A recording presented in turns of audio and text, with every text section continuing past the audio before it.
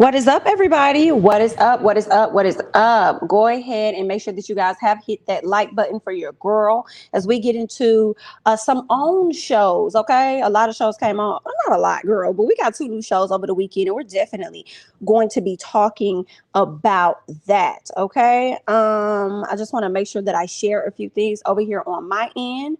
But despite all of that, hey, babe, what's going on? Happy Sunday to everybody. We have a few shows, as I've already said, that we are going to be talking about. Put a ring on it. As you guys know, that Ready to Love is no longer on. Thank God. Girl, not at this time. We'll see when they're going to bring us Ready to Love Part 2 or whatever. What else we got going on? Put a ring on it. Love and Marriage Huntsville, Love and Marriage DC, and the Nightcap. BIT, not the Nightcap with Carlos King, baby. I don't know if y'all got into that, but I guess you can wait, okay? Because we are going to chit chat about it towards the end of the video about the Nightcap. It's definitely giving a messy version of Watch What Happens Live, okay? It's Carlos King's own version. All right, so shout out to him for that. All right, I did put over here in the chat, I wanted to get you guys thoughts on Love and Marriage DC and how you guys felt about the first episode. Y'all know y'all gotta let me know how y'all felt about the first episode. Give me 1 second, because I want to make sure that I share it. And Miss Computer is acting funny. Okay, girl, Miss Computer over here, y'all. I've been complaining about this mother computer for such a long time. But anyway, you all are all welcome to donate to the computer fund. Girl, a mess. Okay, great, perfect. Just share that. Also, if you're not already following my alternate channel, which is That's Me Jamie, please go ahead and follow your girl. Okay, I only need a few more people before I hit 1K. I think I'm at 811 subscribers over there. So yeah, I need almost like maybe 189 or something like that. So girl, just go ahead and scoot over there, hit a tap, subscribe, girl, and all that other great stuff. Okay, girl, this computer is a mess. But I hope everybody has been having a great weekend. My weekend has been pretty good so far. I got a chance to link up yesterday with Mims, okay, over here on YouTube. Mims, he goes by, I call him Mims, okay? It's Make It Make Sense, all right? Some of you guys may be familiar with him. I know he got a chance to hop onto my Real Housewives of Atlanta video, and we did some chit-chatting about the premiere episode. So he came in town. So me, he, and Sakina, and another one of his good friends that happens to be a longtime subscriber of mine, Josh, got a chance to, we linked up and we had a pretty great time yesterday. So, your girl be in the house for the most part. So I was glad to, like, what I'm saying, jump out, girl. But listen, it was given the wrong location. It was given the wrong location because we went to a hot cookie or whatnot. I don't know if y'all remember that episode with Real Housewives of Atlanta with Kenya, when Kenya brought the cookie lady in to meet Miss Kenya. So we went to the cookie lady spot. Okay. But it was definitely set. It was given wrong location for your girl initially. But I was able to link up. Girl, I don't know if he was going to mention that at all in the review or not, but I know one thing. I felt the way about paying $6.50 for parking only to walk around for 5 minutes and realize I was at the wrong location. But anyway, girl, I'm gonna need them to update that on Google. All right, because they got a whole different address on their website, and I didn't even think to like look at the website. I mean, come on, it's Google. Google got everything right. Like, what the fuck? Why would I look on your website when it's right here? It's right here. So y'all need to update that. Okay, but anyway, girl. Anyway, no ma'am. No ma'am. We will definitely be doing Put a Ring on It first. Then we'll go into Love and Marriage DC. Then we'll get into Huntsville, guys. Oh, then we'll talk about the Nightcap, because it was definitely messy. Let me see who we got in the chat real quick. What's up, Amina in Aries? The fat hippie chick. What's going on? Ben Travius, honey. What's up, Sharice? Tracy. Hi. What's going on? I am Jazz.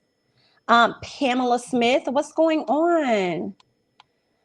Chanel. Did I say it right? Chanel. All right. Yeah, Jamie girl, you always smash it. You don't ask it. You don't get what? What, Jamie girl, you always smash it. You don't ask, you don't get, you go, girl. What did it mean, Jax? I think a word was left out. Forgive me if I misunderstood, but I appreciate you on the Go Girl part. Not interested in the least bit in DC, but I will write your review. BIT. Listen to me, girl. Struggled.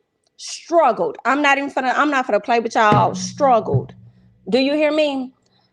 Struggled. But we gonna hang in there, girl. We gonna hang in there. But listen to me. Struggled. What?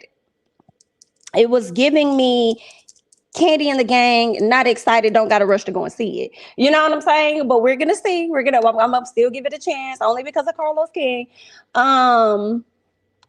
But yeah, let's talk about Put a Ring on It. Let me not keep y'all no longer than what y'all already are, girl. We got to get into some things. So shout out to everybody over here in the chat. We have over 100 people in the chat. So please make sure that you like the video. Definitely appreciate all of you guys. Okay, so Charlie tells whether she would go on a date with Chris or not, right? Chris was the guy that I guess they had like a lot in common. Seemed like a young guy, went to college, all this other great stuff. I think his ex went to the same school as Charlie. And Charlie says that she didn't want to go on a date with this man because it was weird. I didn't really like how she was trying to put it off on him, saying that, he told me that he'll take me from my man. And I just really don't want to be with somebody that's going to try and cause those issues. And, if I'm going to go on a date, I want it to be nice, cute, simple, and genuine. And I said, girl, if you're feeling him, then just say that. See, you opened your mouth the last time and let us know that you used to be a okay, or at least you used to do what you wanted to do. Let me not call you a hoe, because I feel like a lot of people don't call men hoes when they be out here doing what they want to do. So basically, you was in college doing what it is that you want to do in these streets, and it makes me believe that you got a little bit of that in you still. And that's the reason why you don't want to go on a date, because you see this man being attracted. Okay, you see yourself taking him down through there. However, you still love Otis and you want a future with Otis, but homeboy over here is a bit, it's tempting. That's what it was giving, but you're trying to put it off on him. Okay, and you don't want him to disrespect your relationship or whatever. Girl, bye Miss Charlie, girl. We're not believing you. You need more people.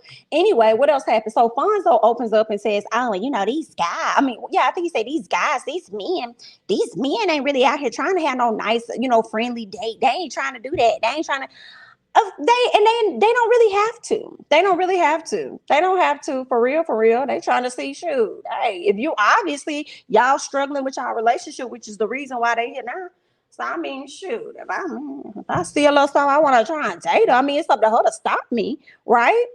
So there's that. So then Shay, and then I think that's when Shay was like, oh, so that would be the same thing for you. And he was like, yeah, women ain't out here doing that either. They not trying to be friendly either. And he was right, but that's not what Shay was asking him, right? She was saying, since you're applying that to all men, then you must be applying that to yourself. So when you're going out on these simple dates with these ladies, are you pretty much showing some interest in them as well? And so this is when, of course, Charlie spoke up and said, no, us women, we can have simple dates. Okay. Shay says, well, can you? This man confesses. This is information that Shay already knows. This man says, no, I cannot, which is why I ain't got no female friends right now.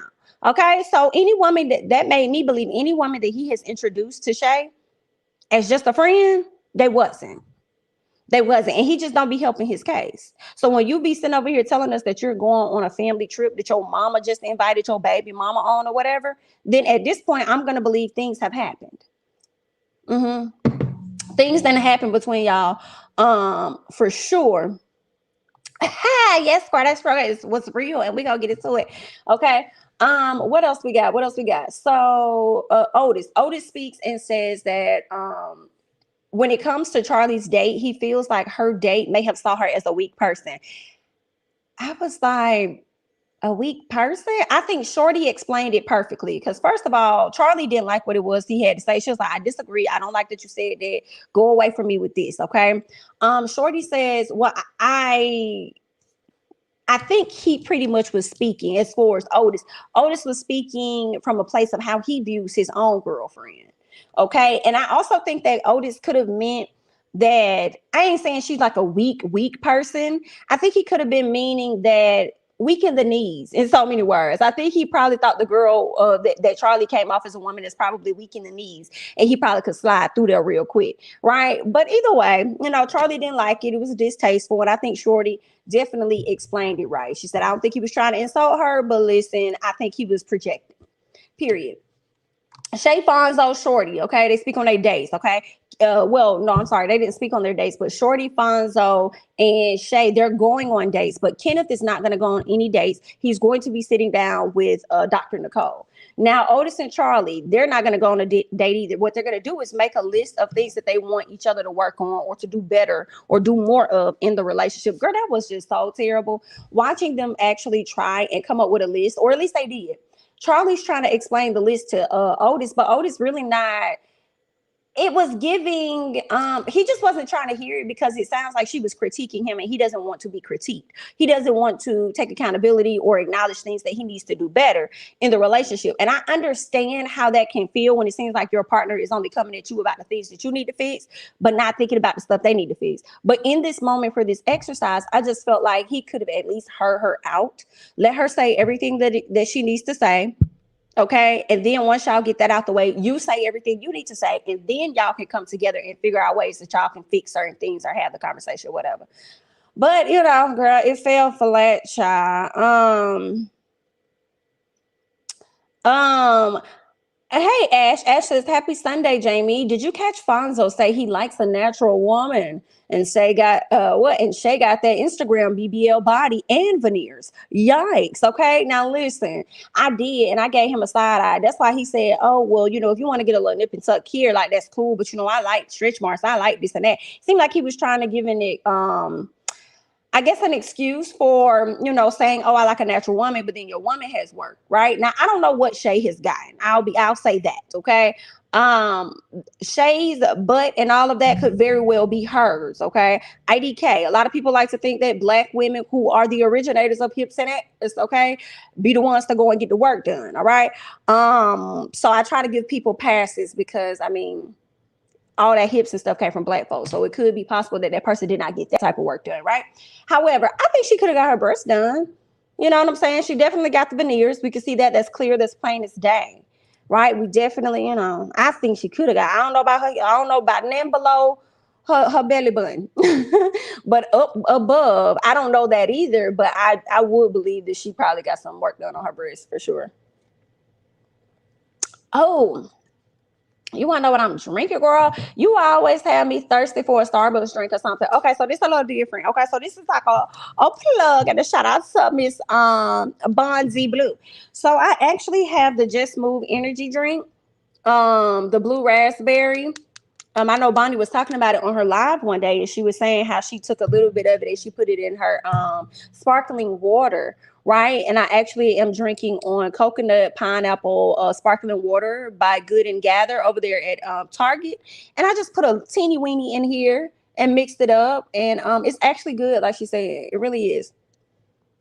And y'all know I've been over here doing some spring summer cleaning. So I had drunk on me a little bit of that. And girl, I got a lot accomplished. You know what I'm saying? I got rid of a lot of stuff. Baby girl feet was hurt by the end of the day. But understand, I got a lot of things done. But yes. That's what I'm drinking on. And I agree, Amina, that man, like anything, while he's sitting up here lying to the people, she was vulnerable. And the man knows that her relationship is not strong. Ooh, well, maybe that's what Otis meant by her being weak. Or maybe the guy felt like the relationship was weak. Not so much as her being weak, but the relationship being weak. Hey babe, what's going on, Omar?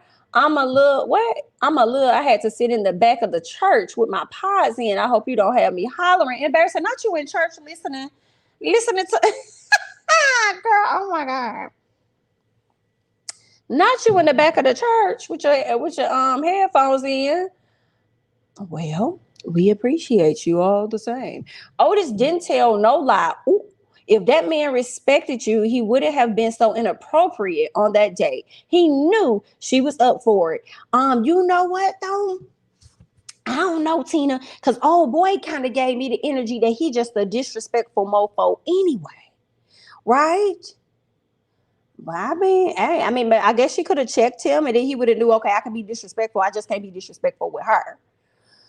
I don't know, girl. Everybody probably got a point, girl. Everybody probably got a point, honey. Everybody probably got a point on this. But either way, the thing for me is that I feel like Charlie knew that he is somebody that she potentially would take down through there. So really, That's the reason she didn't want to go. I don't think it had anything to do with that man and him being interested in wanting to snatch her from her man. I think it had everything to do with her. But that's just what I think, right? So let's get to Shay and Fonzo. Shay tells him that she is going to take Dr. Nicole's advice. Girl, lies, and let him be. No, you weren't. You really could not let him be. Letting him be would have been to step back and watch him go on this date, watch how he operates and all of that. Okay, instead of adding your 2 cents in, and when the girl gets there, you open up the door. And first of all, I don't know if anybody else caught this. For me, the girl was giving a mini Shay. Like how she talked, a little bit of how she looked. Yeah, she could have been like a bit more slimmer than Shay, but she looked like she could have been Shay's little sister.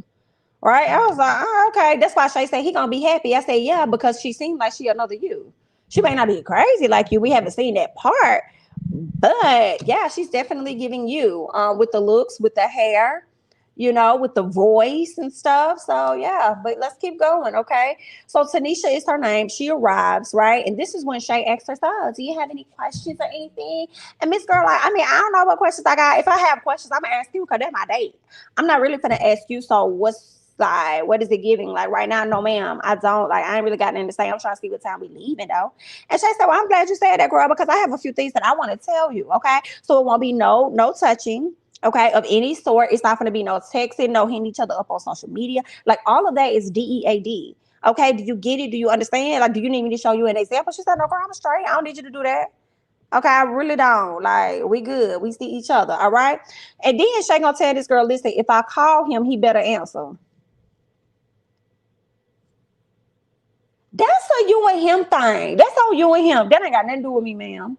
That has nothing to do with me. He's the one that needs to acknowledge your calls. It's not that I need to sit up here and say, your girl calling, you might want to answer the phone. Like, no, ma'am. That ain't got nothing to do with me, ma'am. I'm just trying to go out here and make this sushi and get back to where the hell it is I'm going to go, okay? There's that. What else? When they do go on this date, though, they go to do the sushi. I thought it was interesting when old girl was like, oh, you finna feed me? And he said, well, I mean, I can't feed you, honey. I can't feed you, but I can let you taste my product or whatnot. But did y'all, I was like, that was a little awkward. You can't feed her, but you can let her taste your product. I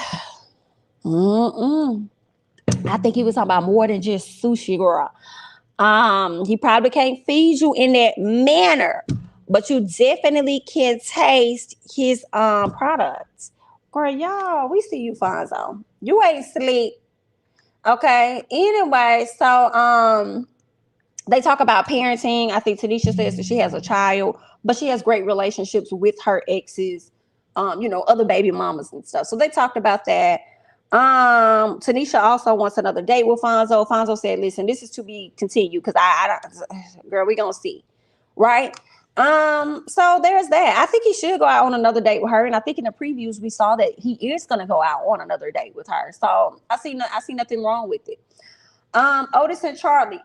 So like I said, they struggled to make that list. We had a whole conversation about them in that list that they were struggling to get through. Okay. What else happened? Kenneth and Dr. Nicole. She speaks about his relationships and how Shorty talks to him. Right. Dr. Nicole wants him to know that he actually created some of the BS, all right, regarding he and Miss Shorty. He had some involvement in that. What else? She says what she wants him to do moving forward is work on being more in charge of himself and his actions, because he can't really control her. He has to be in charge of his actions and how he gonna move, going forward, okay? What else she says? She says if Shorty does not improve or something like that, then he needs to reevaluate the situation and decide on where he's going to go from there. I feel like for Dr. Nicole, it's kind of hard for her to have this conversation with him without being so blunt, because I haven't heard her be blunt just yet. But I feel like everybody on that cast knows this man does not contribute half as much as Shorty contributes.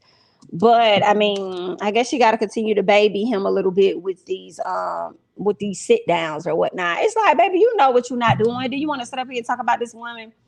How she talked to you, she made me feel so low and this and that. And it's like, if she makes you feel like that, one, you can always leave the relationship. Or two, you can recognize the things that she's complaining about to you and go and fix those things so that she can never use that as a way as an attack moment or whatever. Use that as one of the things that she uses to attack you at any moment, right? So just go and fix that stuff. Like, I don't understand that. Like, I don't know. I saw some people feeling like Shorty was in the wrong. A lot of people feel like Shorty is a manipulator, and I'm just like, I'm confused on how, when he ain't got no coin like that, and she doing everything, she legit is taking care of her child. I don't think the couples are benefiting from the days. They need to focus on couple counseling, and Shorty needs to leave him. She is verbally abusive. And these are one of the comments I was talking about. People feel like Shorty is exactly what Pamela just said, verbally abusive. I guess. I mean, I think the best thing is that she should leave, because she will get real reckless with her mouth, but it's coming from a place of frustration because he doesn't have the things that she feels he needs to have in a relationship. But when you put it like that, it is like, might as well walk away. Go on about your business. He don't want to end the relationship because he doesn't want to. You somebody he doesn't want to end it because he doesn't want to. Oh, he don't want to be back at his mom's house. Gotcha. Kenneth stated on IG, him and Shorty are still. Girl, you wasted America's time then if that's the case. You just sat up here and wasted our damn time. Now what the hell? What else? They need to focus on going their separate ways. That's what I think. Can we start a GoFundMe to buy Dr. Nicole a new ponytail or a wig? Oh my God. I actually like her hair. It be so slick down and stuff. That's y'all coming for Dr. Nicole hair? No, we have not, dear. We're gonna talk about that next. We're getting into Love and Marriage DC next, okay? What else we got over here with Dr. Nicole? Oh, Shay and DJ Silva or something like that. Not the DJ Silva from Love and Marriage DC, but some other dude, Quicksilver or whatever. I don't know what the man name is. But anyway, the DJ, Shahid or something like that. So she goes to meet with him. He lets her know that he has a 1-year-old child. She asked him how he handles the situation when he gets a new partner, and versus his baby mama, like how does he handle that? And he says he likes to handle things like that immediately, because when you don't do that, it leaves a lot of space and room for one to assume situations and believe, oh well, what you got going on, what you trying to hide, you don't want me to know about this and that. So he doesn't like that type of drama, so he likes to go ahead and clear things up immediately. He also pretty much lets her know that if your man is taking this long to let you know something, this man is playing games. Okay, either you trying to be with this girl long term or you not. And I didn't really disagree with what he had to say. I really didn't. So yeah, there's that. Meeting with Dr. Nicole. Let's get into that. Otis and Charlie, so they both wanted quality time with each other is what they say, but they both have different definitions of what that quality time is supposed to look like for each other. And I'm like, I see y'all are going to have different definitions. Y'all are going to have, they just don't know how to communicate. And I can't say that is Charlie, because I feel like sometimes when Charlie tries to talk, he shuts her down. And I don't, and it's like he just don't be wanting to hear what she got to say, even though he be saying that he be listening to her. It don't seem like you listen to her because you never want to let her talk. Because when she do talk, you listen so that you can immediately respond to what she's saying instead of just listening to her to understand where she's coming from. So they're gonna forever have issues. It's taking him some time to grasp that.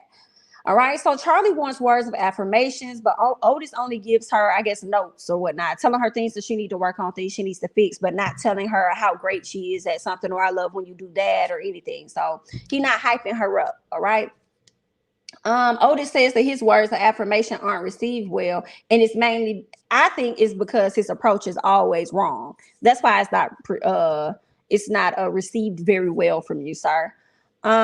Yes, thank you so much, Tracy. 228 people plus in the room, only 76 likes. Okay, can we please get that like button up, please? Thank you. That was a BS answer from DJ Silver. Sir, you're only 1 year into fatherhood. Oh, that's a great observation, Kiana. That's a great, only 1 year into fatherhood. The bigger question should have been, what's the background with you and the child's mother?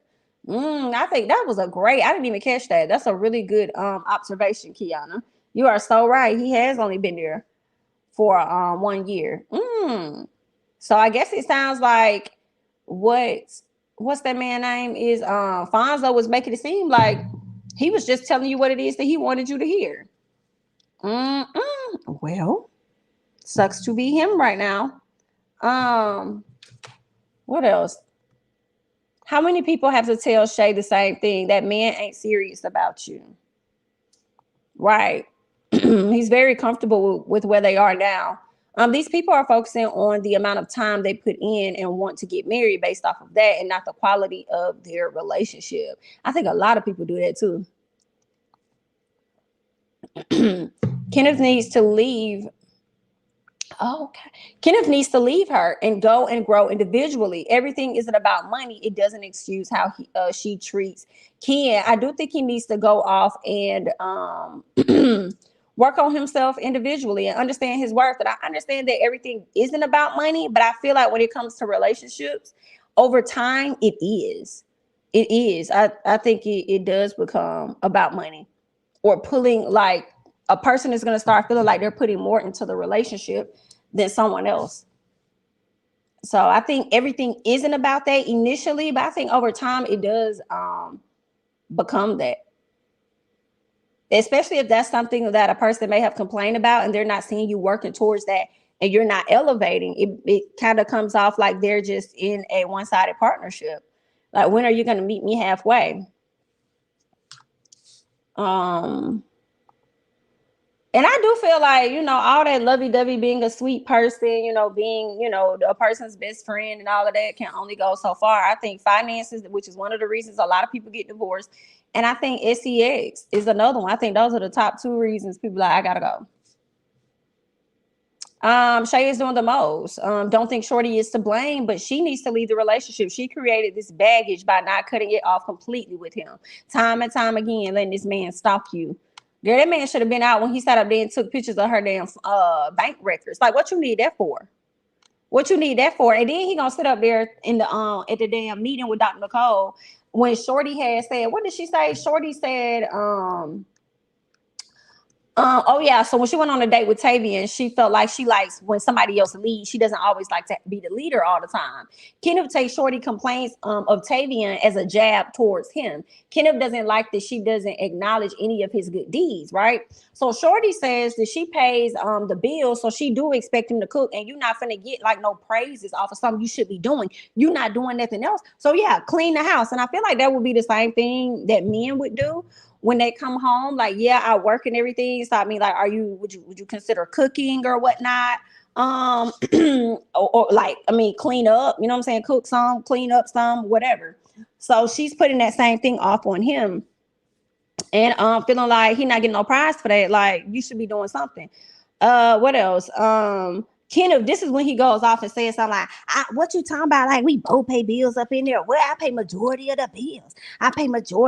And here goes Shay. Like, she rolls her eyes. Here go, what's her name? Charlie looking like, not from what I heard. Like, her face was definitely giving, like, I ain't hear all that. You know what I'm saying? Fonzo laughing because he already know that boy ain't got his stuff together. Like, I'm not finna sit up here and play with Kenneth. Kenneth, you sat up there and told the girl that you're finna go out on a date with next week, the girl that knows Shorty, you sat up there and told this woman that you're a general contractor. First you said you was an entrepreneur, but we don't know what it was that you were doing. Then you say you're a general contractor, baby. What's that? And then you went from that to talking about you got a food blog. Somebody make it make sense for me. I'm sorry, I'm not finna And you talk about you pay majority of the bills. Sir, no, we don't believe you. You need more people and you need more money. Sorry. And I don't know, maybe he's slang a little bit. Let me not put that out there about that man. I don't know what that man do. But from Shorty, I think I know what he don't do. Okay, so what else? Then Kenneth says that then he tells her, you just started making more money than me. I was like, well, according to Shorty, like, I mean, you came into the game not having it all together. So what are you talking about? I cannot. And I believe everything she said. What else? He said, you just started making more money than me. And then Kenneth says that he's tired of trying to show his worth to her. Kenneth says that he's tired of being her puppet. I don't know, Kenneth. Like, it's just not clicking for me. Like, your brother said that you was a puppet. So now you take your brother's words and you just believe that you're a puppet. But if you was a puppet for me, if you were her puppet to me, I feel that when she says go get a job or whatever the case is, you will go and do those things. If you were really her puppet and she's pulling the strings or whatever, the things that she requires of you or asks of you, you would have went ahead and accomplished. And you only feel a way, in my opinion, about the things that she has to say when she throws it up in your face because you know that you have not followed through on those very things that she's asked you about. That's what I think. Now, I will say this. Shorty definitely gives him a lot of heat. So I understand some of you guys that feel like Shorty should lead this relationship. I definitely agree.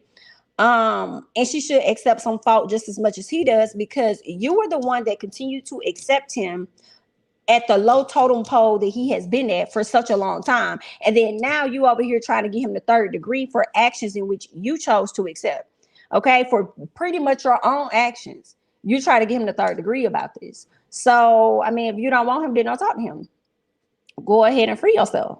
This time when you free yourself, girl, you might need to get you a security person, because he definitely, every time she's tried to free herself, he's been right there at the job. He's been right there on the right there on the corner by the house or whatnot. But here's the other thing, everybody feeling like, oh, you know what, Kenneth, she's so rude to him, she talks to him. This is why I just don't have a whole lot of sympathy for him. This man, as we forget, literally went to her page, her job's Facebook page, and spoke negatively of her, damn near trying to get the woman fired. Like, what?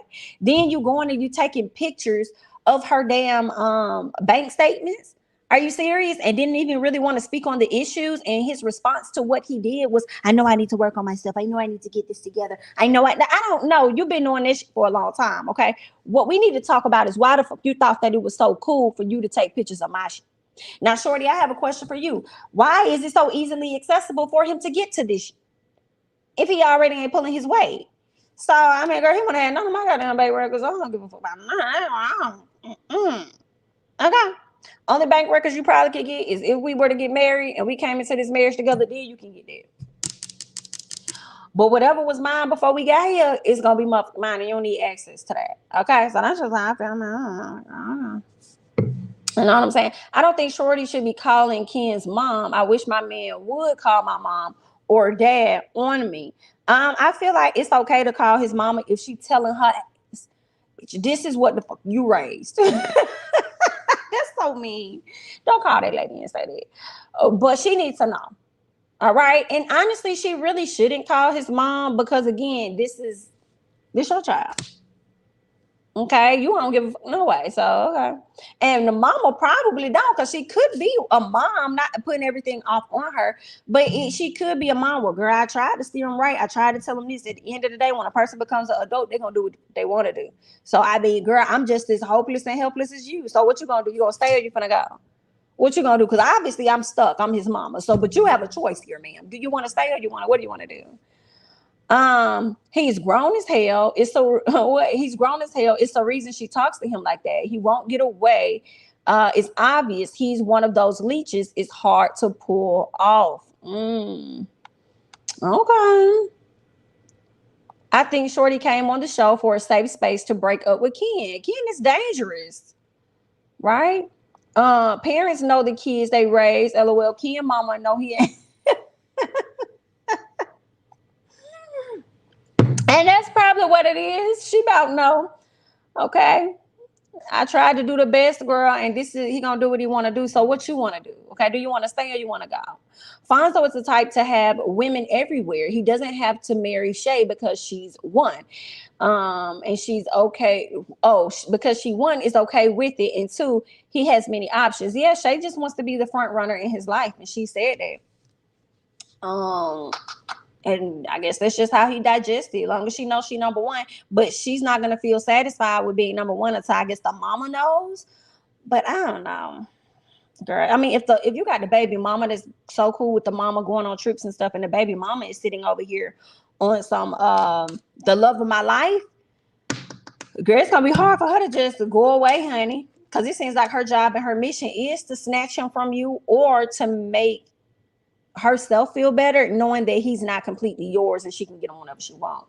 And she probably used that little baby as a pawn too. just to get whatever else it is that she wants.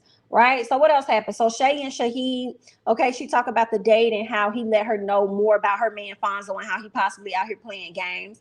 Dr. Nicole asked her, does she see Fonzo being more intentional about things? Okay, because you know she gave him a list of things he needs to do to get Shay into the fold with the family. Shay says, yes, I see that he's trying, but I also see that I need to do my work and be more understanding or whatnot.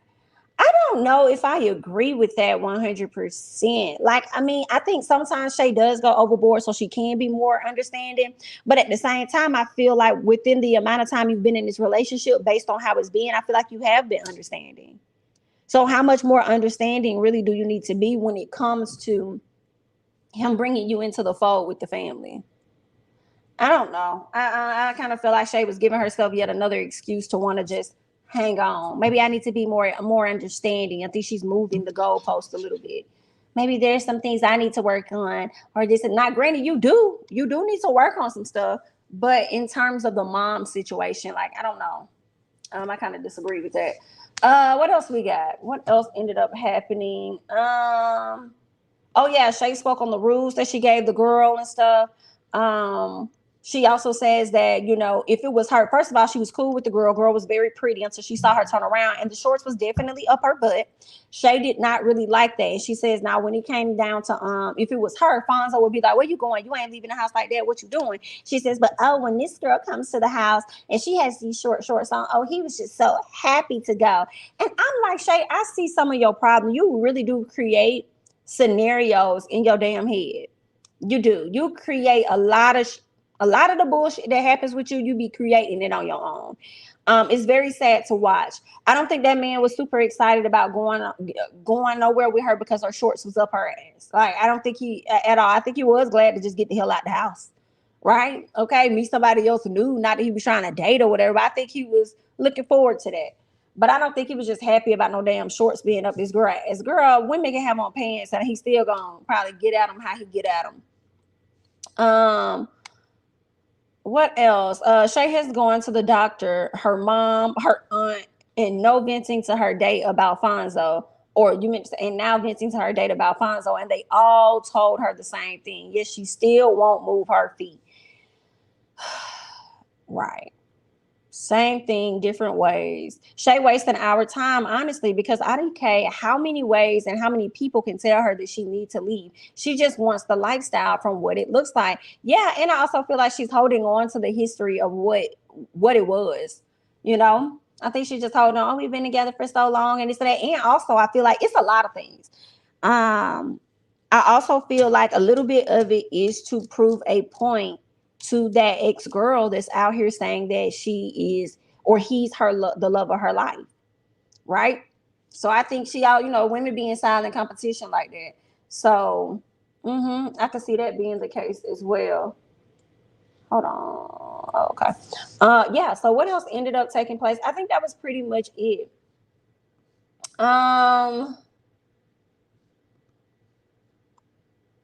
Yeah, that was it. Dr. Nicole just told her, like, sometimes you just need to chill the hell out. Like, you'll never see how he's going to move if you don't allow him to move how he's going to move.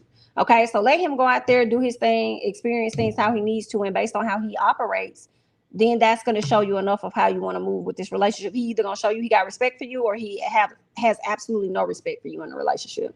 And just go from there. You know what I'm saying? So that was that.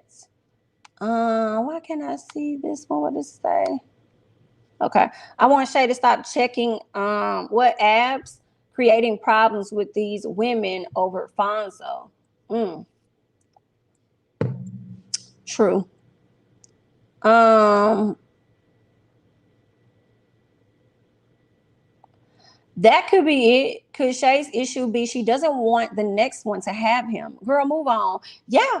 And that's the thing. I think is that and the ex-girl, okay, not wanting to prove anything to her that she was just one of those fly-by-night girls that was just gonna come and go. I think she's still trying to etch her place in his life, but more than his life, in the mama, especially the ex-girlfriend's life. Like, I'm here to stay. Like, I am that BIT. Yeah. You thought I was just gonna come in and leave? No, BIT, I'm here. I have arrived. Okay. So what's up? What else is going on? So she's definitely Given all of that, Shay is too obsessive, as Fonzo needs to take the relationship more serious. Fonzo is afraid of conflict. Yes, I think his mama probably created that in him, because he is so not willing to check her at all. So not willing to check her.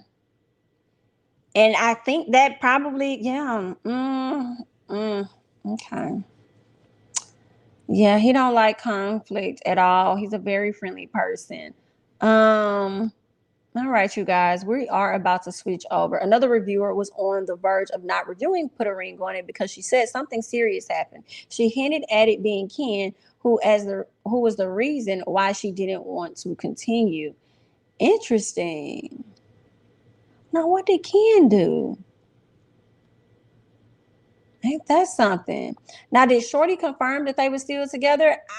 I haven't heard that. Last time I thought that Shorty kind of subtly hinted at not being with this man. Because I can't believe that coming from someone who stalked her to force himself in the relationship. Shorty don't know that they still together, right?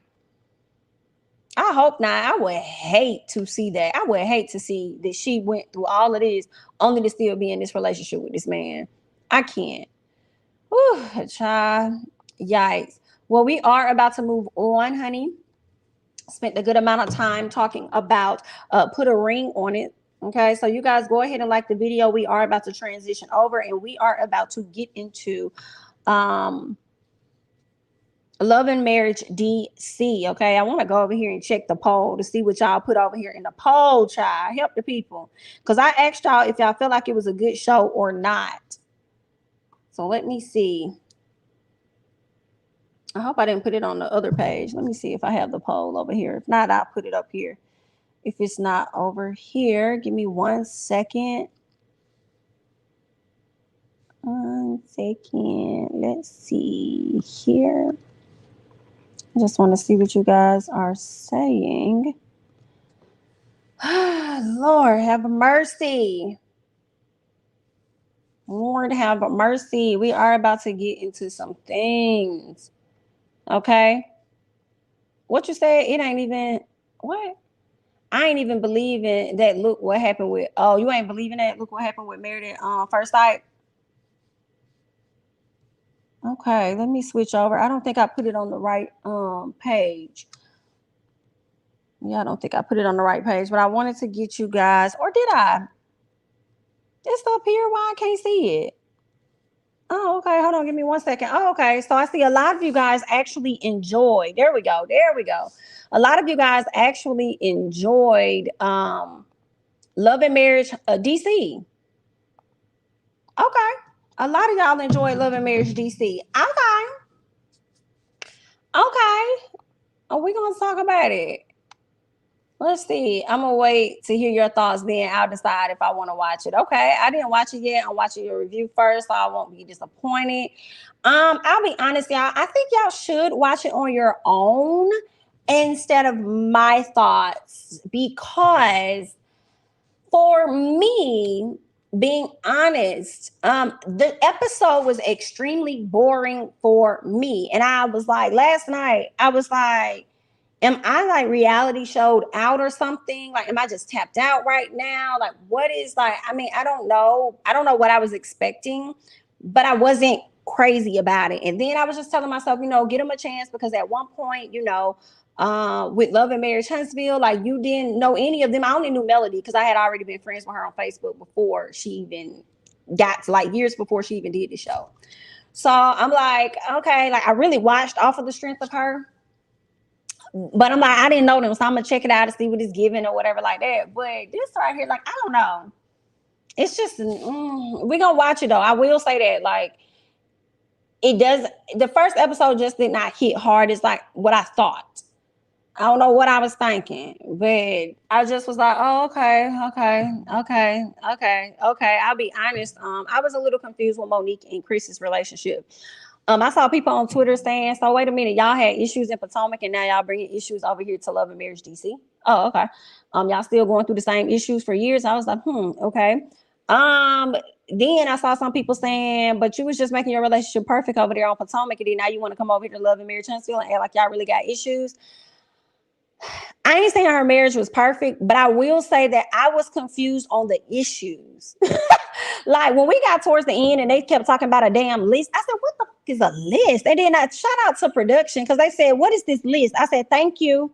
Because we didn't get to see the therapy session. So how are you just going to jump into conversation and we don't even know what's happening prior? Okay, thank you. Now break it down. Okay, okay, got it. But I will say this. Like I said, I'm going to watch it. I'm going to continue to check it out. But the first episode wasn't everything, and probably not everything, because I'm not crazy. Like, oh my God, I'm a Monique stan. I'm a Monique fan. I'm just watching. Maybe it would have hit different for me, like, oh yeah, my girl back on TV or something like that. Like, I mean, I don't know. I mean, I feel like some of the people, I did a poll over here on YouTube as well as Twitter. Everybody said they enjoyed it. So if you enjoyed it, great. You know what I'm saying? I think that's a good thing that you enjoyed it. I feel like the verdict is still out for me. Let's see. Somebody said there were no issues. Monique was just creating issues for no reason. It looked forced to me. But I know I've seen her interviews where she said that they're not going to create any story, you know what I'm saying? Create anything around their marriage. Like, that's just not something that they were going to do. But it was confusing. I will say that first episode was definitely looking forced to me.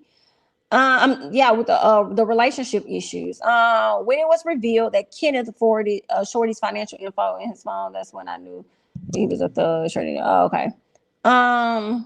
What else? I like it, but the list was something else. Okay. Little Jamie in these streets, and I want to see this story. Okay. Things she was upset about with Chris are normal things most women deal with in marriages. Men procrastinate. Very true. The friendships seemed manufactured rather than established. Ooh, shit. Not the show is giving low budget. The title cards, the intro. Oh wow. I'm more interested in the other couples, not Monique's relationship. Okay. I'm ready to get into winter and this 60-year-old man in his mama basement. Y'all missed it. Girl, she had me so confused about that list for her husband. I didn't like how she felt the way that them people didn't want to talk about their issues at the anniversary. Like, what the fuck? Stay on topic. I think it's going to take 3 to 4 episodes. Irena and Ashley are going to be an issue. Okay, I could see that, Tina. I'm definitely going to continue to watch. Definitely going to continue to watch. Definitely going to come back and have conversations with you guys regarding the show. Okay. Somebody says the list was unclear, but I think she wanted him to write down things that he is passionate about and not doing things that they agree to do. Seems like he is not deep enough. Excuse me. I can see that. I think he feels like he provides enough. And he doesn't have, like, you happy because I give you this type of lifestyle that you technically would not have without me. So I'm good. I ain't got no issues. I'm good. You're free to do whatever it is you want. All women, not all, but most women would kill to have this type of opportunity that you have. I understand the list issue as I am going through something similar to my, okay, with your husband. Okay, got you. Okay. I know y'all want to see her fail, but she's thriving despite fiery darts coming from our haters. I don't think a lot of people want to see her fail. I think people are just giving their honest opinion. If it wasn't hitting for them, it wasn't hitting for them, Michelle. Girl, what? Yeah, it was all right. I was being nice in my poll because it takes a few episodes to build up the background stories. Agreed. And I think that's the same thing I was thinking about with Candy in the game. When a lot of people felt like they weren't interested or whatnot. I'm like, we just hang in there. I think it's going to get better. They are in their first season. So Monique and Chris did say they are having issues on Potomac. They were seeing their pastor for marriage counseling. Okay, why did Monique keep referring to that other show? She probably didn't want to give a lot of publicity. Like, you know what I'm saying? They got enough, right? So she probably didn't want to even reference them a whole lot. I don't know. Maybe. I mean, she said at one time, like Real Housewives of Potomac, that other show. I don't know. Maybe that's her thing. Maybe she want everybody to refer to them as that other show. I think her fans will follow suit and start calling it that other show. Monique is still complaining, still boring, still unhappy in her marriage. Who will she protect her issues, or who will she project her issues on now? Irena and Ashley kind of aggravated me shading Winter about her story she was sharing at Monique's event. Okay. Okay. Because it wasn't hitting for me at all. Let's keep going. Jamie, read the comments. You are not one of my Mo's fans. Hold up, Jamie, read the comments. You are not one of Mo's fans, but I love you anyway. No, I'm not a fan. Not at all. But I will say that I'm giving her an opportunity to show me a different side this season. So yeah, that's just that. I definitely was not a fan. It's not a surprise to anybody. As she was on Real Housewives of Potomac. But I say this all the time on my channel, people have a right to change. You know what I'm saying? So I'm gonna check her out and see what she giving. And I'm gonna call it how I call it, whether that aligns with your thoughts or not. Nobody wants the show to fail. That's a stretch. Right. And I also feel like saying that they want her to fail is like saying they want Carlos King to fail. And I don't think a lot of people want that of Carlos at all. So also, if they kids are not 18 or older, I don't want to see them. Then they get mad when people give their opinions. She didn't mention it because of Bravo versus On. I can see that. I can see that. I feel like she made it clear she was afraid. I feel like she made it clear she was afraid Chris would sweep things under the rug. She said he thinks being a provider automatically makes him a good husband. Yes. I definitely can see that, as I was mentioning earlier. I think he thinks because he provides everything, like, I'm good. Like I don't have to do anything. You know, you got this type of lifestyle that a lot of people wish that they would have. Carlos King hyped it up so much, so we are waiting in anticipation that the first episode was going to be a banger. Not got it. Yeah. That's, I mean, of course that's his job, but Carlos also did that when it came to Real Housewives of Atlanta, right? The first episode gave. He said something to people like, he said, if you wasn't really into the first episode, he said the second episode is what you really want to see. And the second episode was extremely boring for a lot of people, right? Hence the reason the doggone views about dropped. Nobody was rushing to go and see it. I mean, it was Mother's Day though, so I mean, maybe that had an effect on it too. But all in all, he did hype up that second episode, and for me, the episode was not that girl. What else? Monique is a pretty woman with a beautiful family, but she's just not interesting. And it's cringe how desperate she is for the spotlight. Acceptance. Okay. Dang. Well, let's just go ahead and get into some things. Let's get into some things. I just don't see the purpose of the group being friends outside of forcing an ensemble cast. We need the cast to have most background. Okay. Y'all act like Love and Marriage Huntsville was hitting out of the gate. I don't think it was, not initially. Not even initially, but I think like towards the end of that season, they definitely started to get into some things. So at the end of the first season. So I think that could potentially be the same thing for Love and Marriage DC, which is the reason why I'm going to continue to watch and, see if I could give it more of a chance. But I also think y'all may not like it, but those are other people's opinions. You know what I'm saying? Like, y'all really can't be mad if that's how they feel. If you felt like it was a banger, if you support Monique all the way down to the ground, I think that's simply okay. And that's you and that's your opinion. But if somebody else don't feel that way, I think that's okay too. They don't have to go up for everything. Right? Only person that have anything to me was the one with the shaved side. Oh, the only one that gave anything. I mean, Monique did say winter is going to be a mess.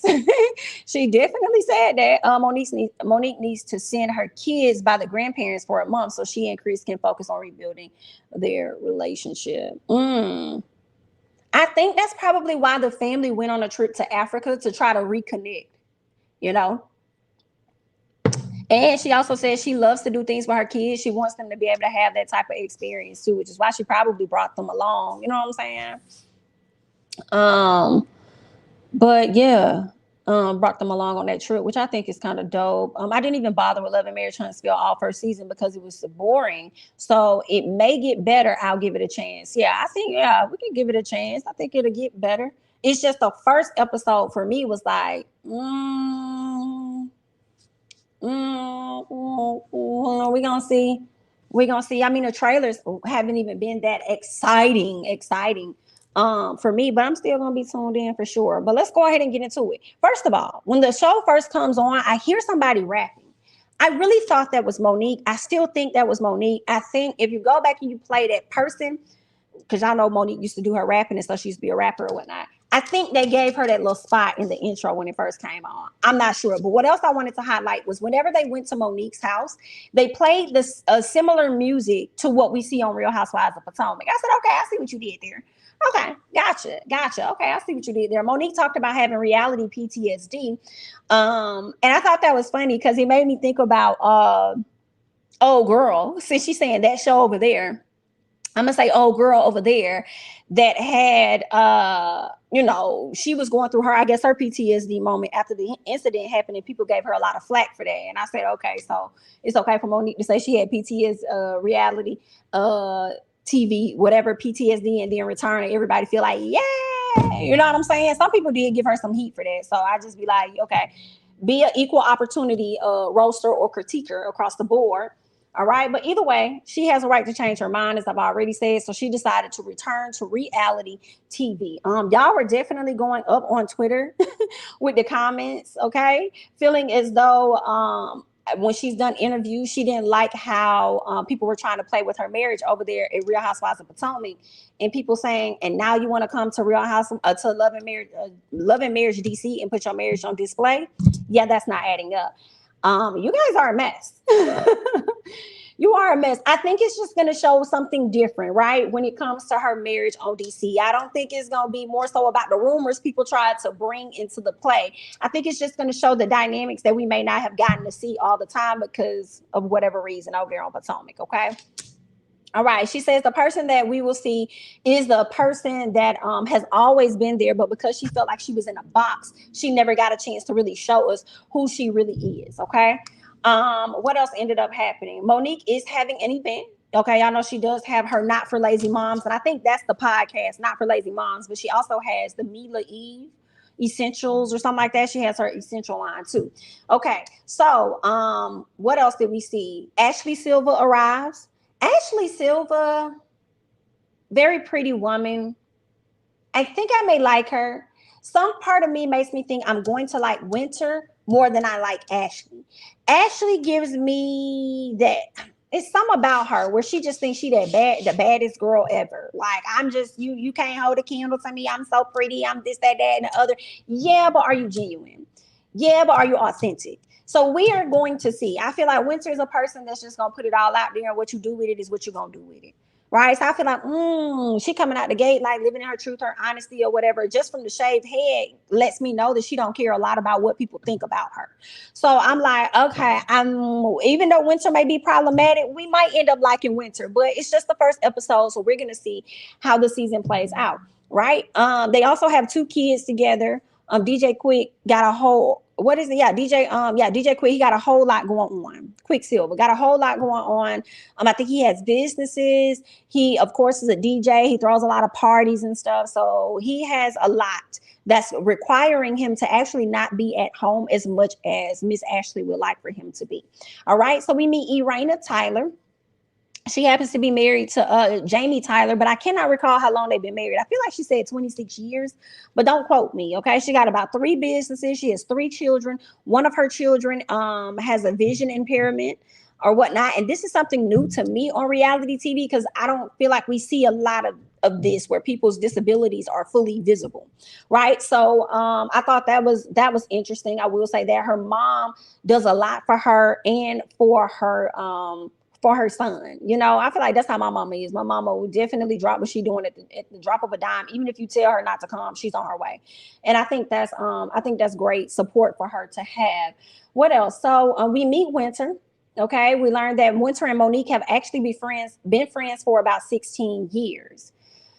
Okay, now I felt like Winter was going to be a person that Monique may end up having an issue with at a later time. But I mean, I'm like, they've been friends for 16 years. So maybe at this point, Monique knows how to handle Winter. We are going to see they're going to have a difference of opinion at some point, but they may be able to work through that very quickly. Okay, Winter immediately came out at the not for Lazy Moms event. She was very vocal about her past relationship. She also was married to a man that was in the NFL, but he ended up getting their nanny pregnant, cheating on her with the nanny, getting her pregnant, and then having a whole nother child outside of that. So she decided to leave the marriage. Now, I don't know if Winter has any children of her own, though. That's what I did not learn.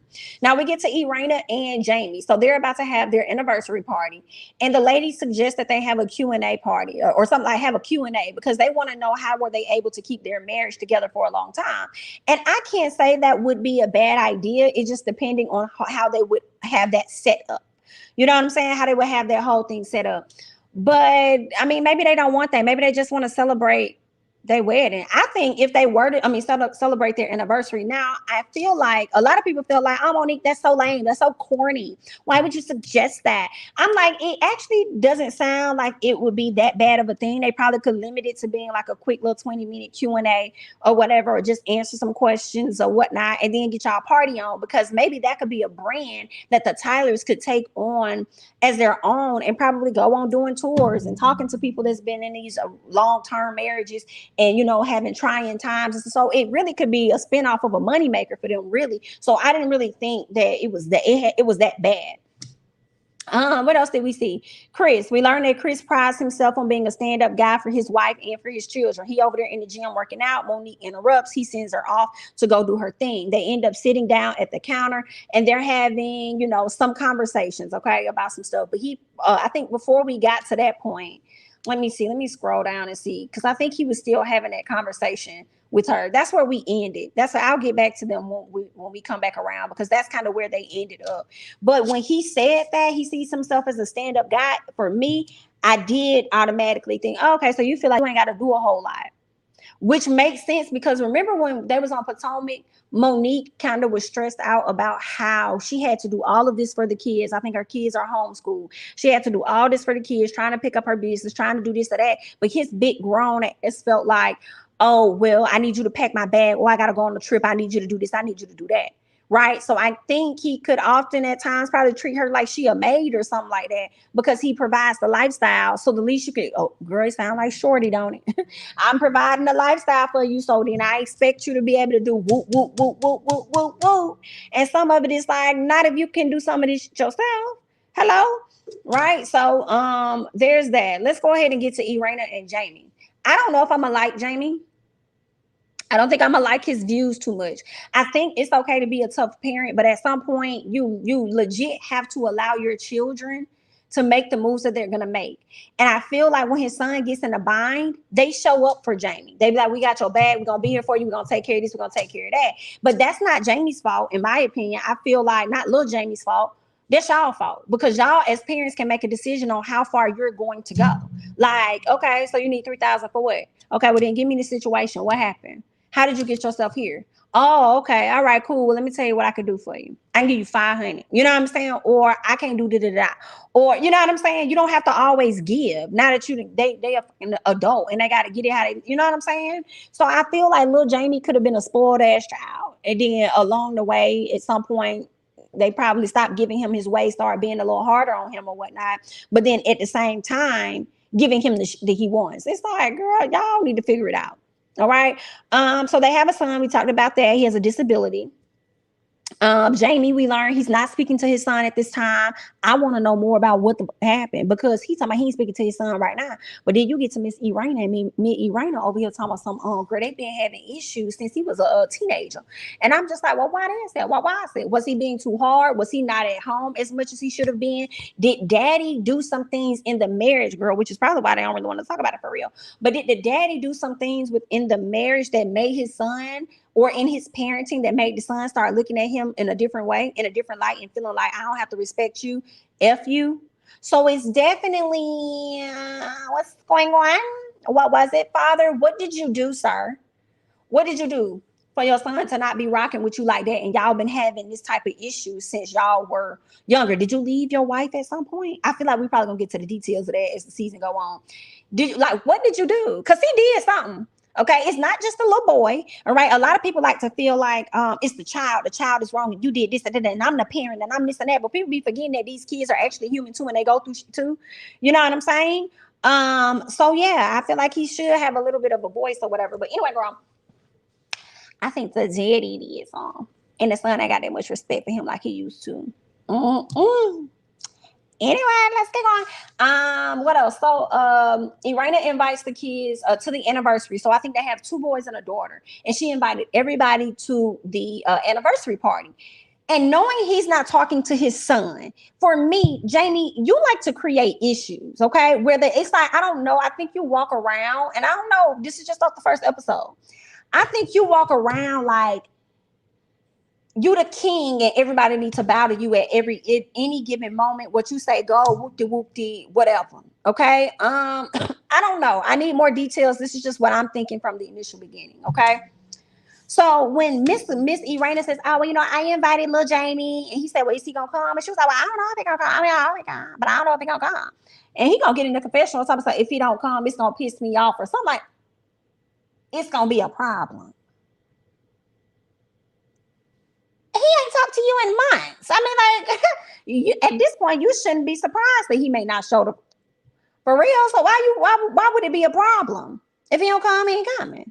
Okay? I mean, if you want him to come over there, then tell him you want him to come over there. I'll come over there. All right, so he might come. You know what I'm saying? So anyway, girl, I was like, you like problems, don't you, sir?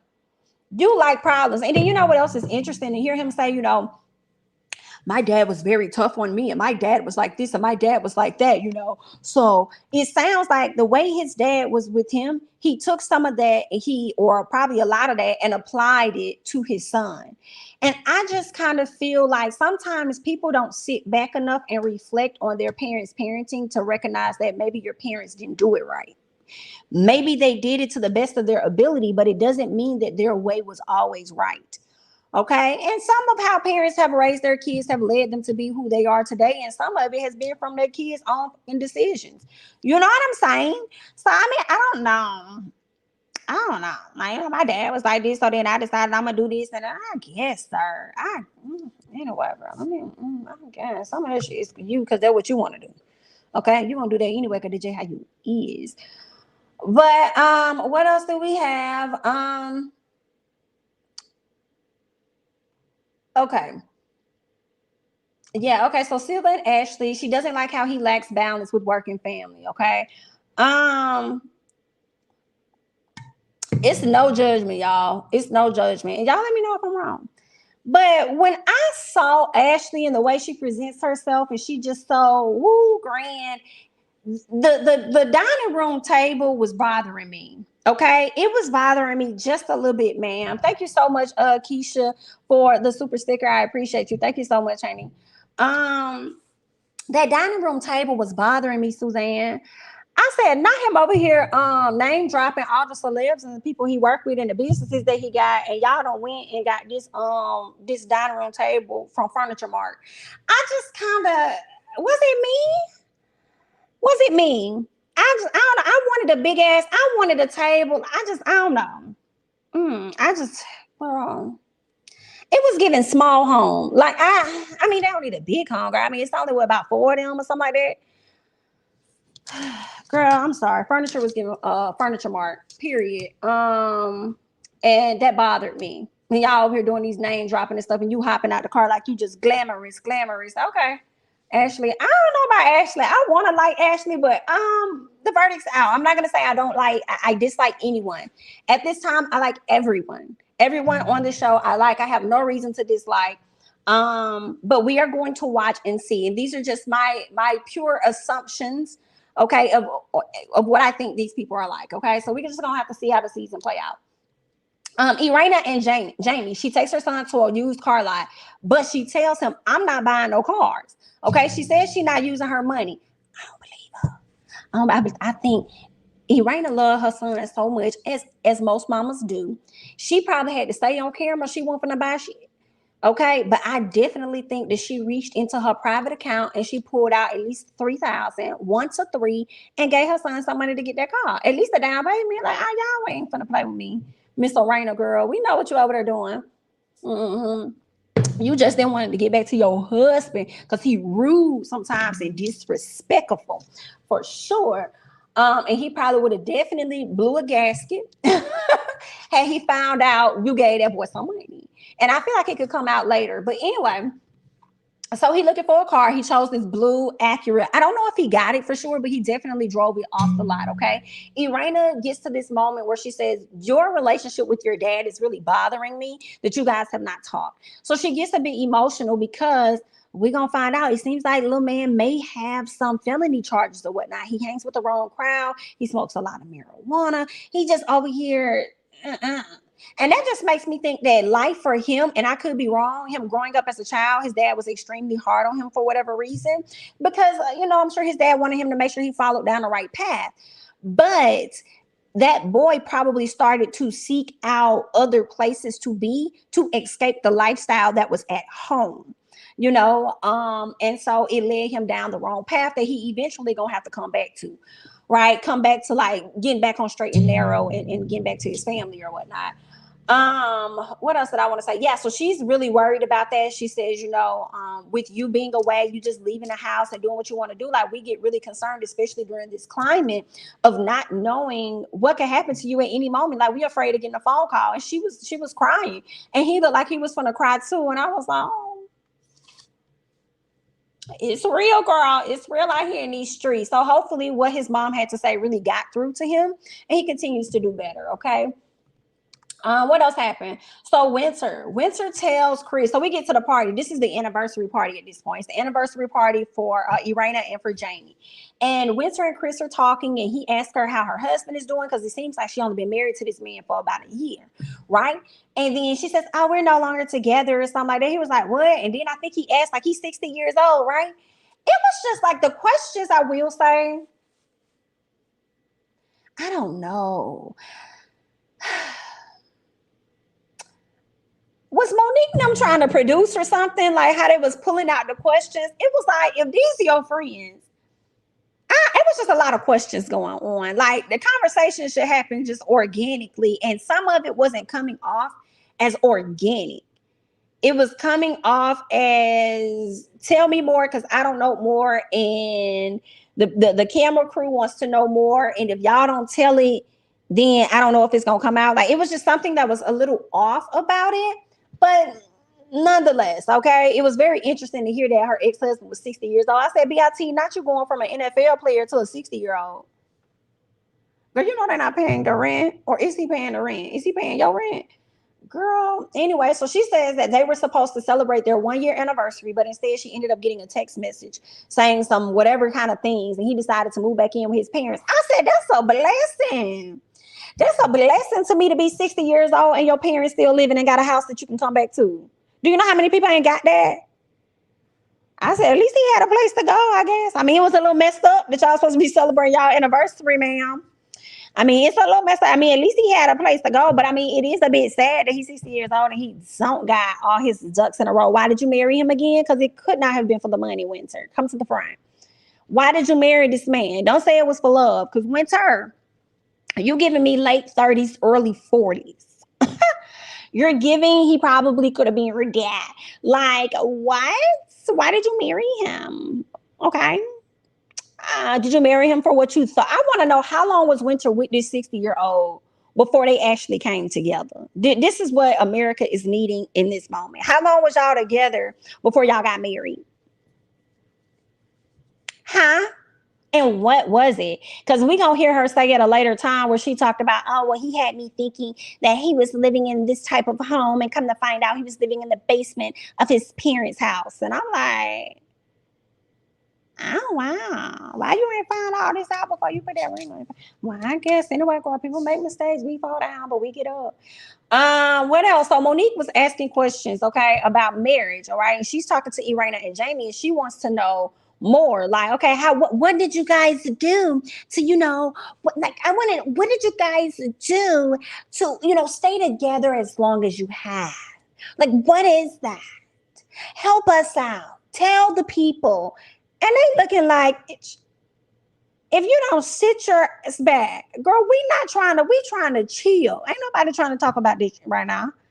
Girl, out of all places, girl, you got my number. You could have been calling me. You gonna wait till we get on camera and you want to ask me some shit like this? Girl, if you don't sit your ass, she was not interested, okay? She was not interested in answering it, but it was making me think one or two things. Actually, two things, okay?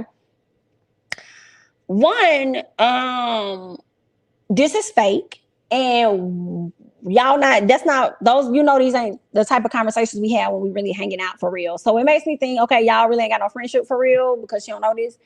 And then the other thing was, y'all got some things in y'all marriage. So when Kristen brought that up towards the end of the episode, I was thinking the same thing. Like, they must have some things that really happened in their marriage that they're not willing or ready to talk about at this time.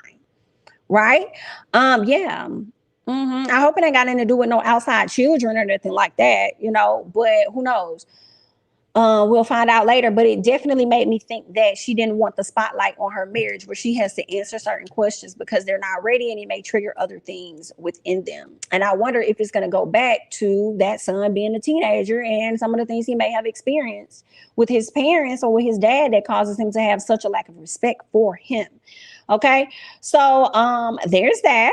All right, so let's keep going. Let's get to Monique and Chris, because they did speak on Jamie and Irena not wanting to share more about their marriage, which is their personal, and they ain't got to share it with you. Okay, if they don't want to, just because you idolize the marriage and you feel like, oh my God, they're so great, they made it to this time, they ain't got to share with you. So don't feel no ways. Okay. Chris, he starts talking about this life coach out of nowhere. And it's like, we didn't even know y'all was doing a life coach. We didn't know what was it? So he just starts talking about this life coach out of nowhere. And I said, this is confusing because I don't seem to understand the specifics between Monique and Chris without a clip of the therapy session. Like, why? I still don't have the full basis of what the issue is. Okay. But I feel like it really made sense when they kind of dropped the list and stuff. And when Chris had said, the comment about he feels like he's a stand-up guy in so many words because he's a provider, he ain't got no outside babies, all this other stuff, so he feel like he's totally a catch and he ain't got to do shit else. So Chris keeps telling her to be patient. All right. And she's like, I've been patient for about 10 years or so. Okay. He still wants her to be patient. Monique is asking about a list. Like, you had a therapist, your therapist decided that you were like shutting down. So she called me to be in these meetings. Okay. She called me to come to the meetings. She asked you to make a list, and I have yet to get a list. And I said, child, what the fuck is this list? Okay. That's when the person in the confessional asked, what is this list? Okay. And that's when she said, it's a list about who he is, the things that he likes about himself, what he wants for himself. Okay. I guess letting her an insight into more about her man. All right. So they start arguing over this list or whatever. And Mo thinks that he doesn't want to do the work until he kind of shuts down himself and says, you're right. I don't want to do the work. You're right, girl. That's what it is. I ain't trying to work. So what else is going on? So that's what we're going to see. It seems like that's all we're going to get. Minor arguments between Monique and Chris throughout the season. But it seems like we're going to be able to dive deeper into the relationships of the other couples on the show. Right. So there's that. Let's see. Let me go up to the top, see what you guys are talking about. I am from the DMV, so I'm going to try to watch. Yeah, check it out. I think some people skipped at least season 1 of Love and Marriage Huntsville too, though. Maybe, I don't know. I don't know. That could be true. Maybe some people. The first episode is mainly introducing the cast. Really, I will give it a few episodes. What else happened? Love and Marriage Huntsville, at least the cast were organic. They were actually friends. That is very true. They all were connected to each other prior to the show coming together. Whereas with these people, I can't say that they were really connected. Like, I think Monique even admitted to meeting Irena by way of what she said. I think the person had did somebody's IG live or something. And it was like recently. And she was like, oh, hey, I want to get to know her. Da, da, da, da. And they just formed some type of acquaintanceship or whatnot. I don't know if it was a real friendship, but it seems like the longest friendship she's had, the real friendship to me, is she and Winter. So yeah. Let's see. Plus, I'm all over the ratchet mess that Love and Marriage Huntsville has devolved to. So some normalcy. Boring is a bit welcome right now. Okay, cool.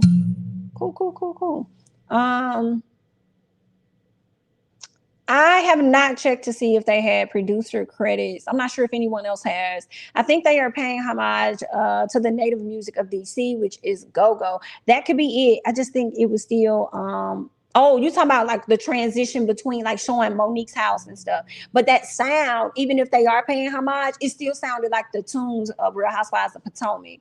But I do think it was Monique rapping in the end, though. I mean, in the beginning. What else?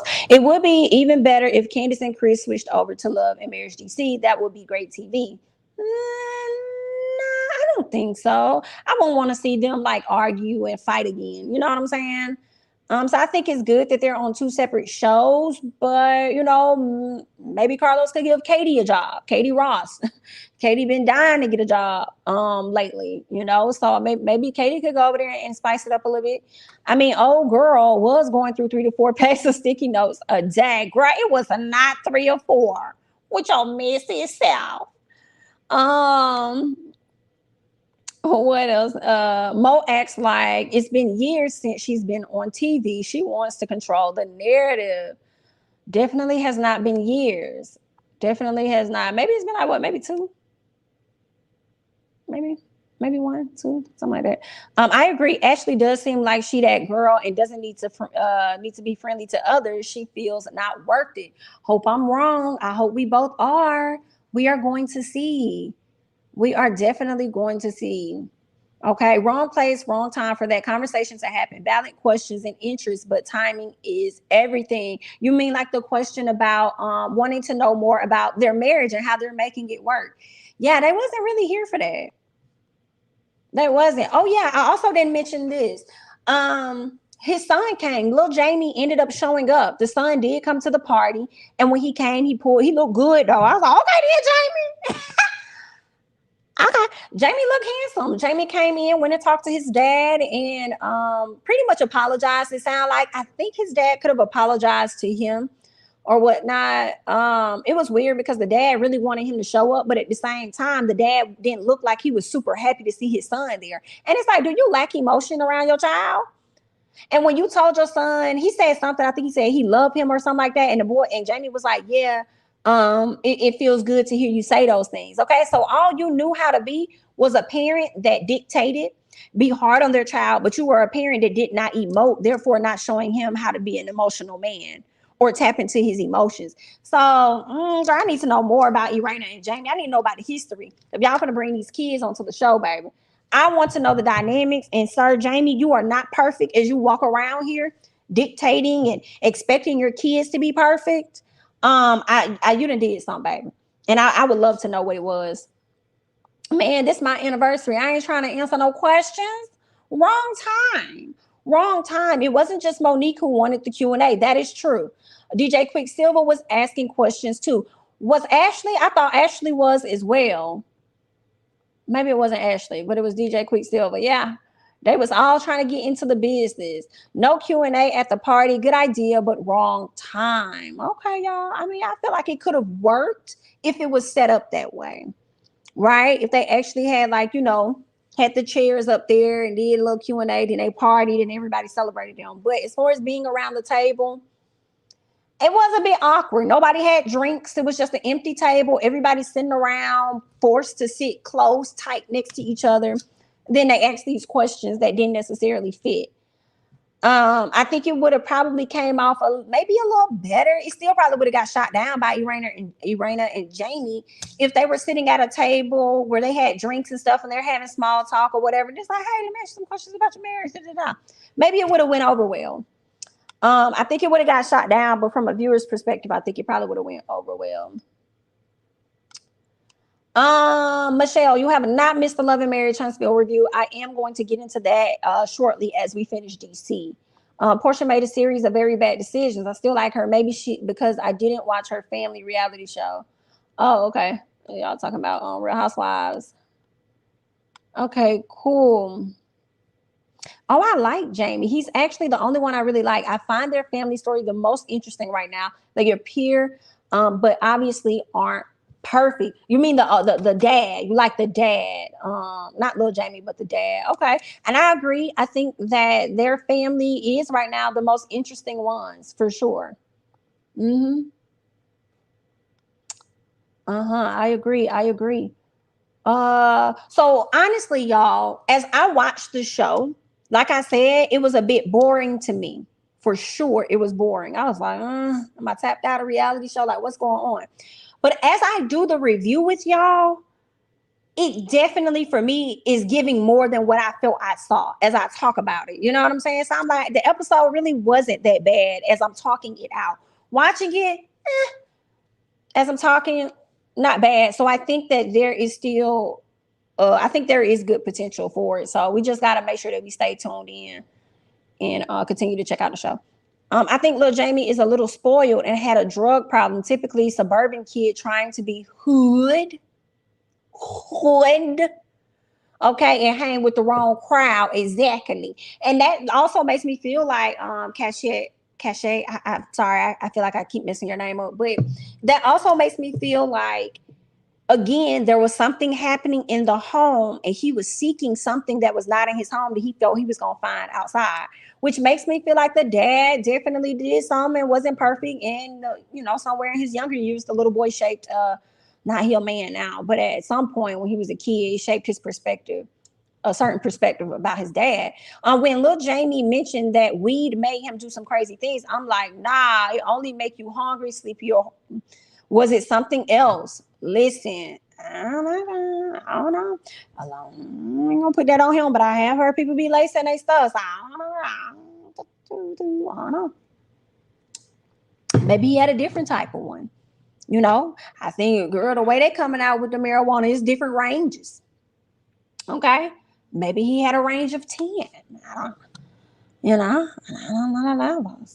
Lil Jamie gives me, I'm rebellious and I'm in the streets, but I'm not really about that street life. Not at all. Not at all. And be sitting up there, them be the main ones that be sitting up there looking sad when they homeboy get caught up, and then you the one that's up there guilty technically by association. Gonna be sitting up there looking dumb if it was a RICO charge. Not speaking that over Jamie at all, but I'm just speaking on just in general. When we look at Gunna and Young Thug, I don't think Gunna is that bad of a guy. I don't know him. But I don't think I've really seen him being no type of drama for real. But then here it is, sir. You done got caught up on a charge that ain't got nothing to do with you, all because of affiliation. Y'all gonna learn one day. I don't be understanding the kids. I don't get no. Hopefully he learned, child. Hopefully with him being on TV and getting a little bit of celebrity-ness about him, he'll probably, shift directions and change and stuff. I don't know if he gets a check from the show too, but we'll see. Oh, not they laced the weed out in the DMV with a little. Oh wow. Okay, I don't even know what that is, but it sounds very serious. Okay, the Q&A should have been left for something more intimate. A party is for fun and celebrations, not asking questions about the tough parts of their marriage. Girl, Missy Ken. All right, so that was pretty much everything that took place on Love and Marriage DC, girl. Definitely going to come back on next week and tune into it. And I hope that you guys do as well. So let's go ahead and transition real quick. All right, y'all go ahead and like that video. We are about to get into Love and Marriage Huntsville. And then we're going to talk about the Nightcap shortly thereafter. Okay, so you guys go ahead. Y'all don't let me forget to talk about the Nightcap, child. I don't want to forget now. Don't let me forget. All right, go ahead and like the video. We have over 400 people in the chat, almost 500 people. So please go ahead and hit the like button. I'm making a note for myself. All right, now we got to get into some things. Y'all know they had the Galentine event. Whew, and girl, it got really messy, and we are about to talk about it. All right, hope you guys like the video, shared the video, all of that other great stuff. If you're not already subscribed, I hope that you have done so. So let's talk. We pick up where we left off, right? So you got Destiny and Stormy getting into it. All right. Destiny says that Destiny is over there mocking Stormy. Okay. Des, what's up? Des, what's up? For sure. Des, what's up? Yeah. It's a whole lot going on. Okay. Definitely was giving a little bit of mocking for sure, when we know Destiny does not technically talk like that.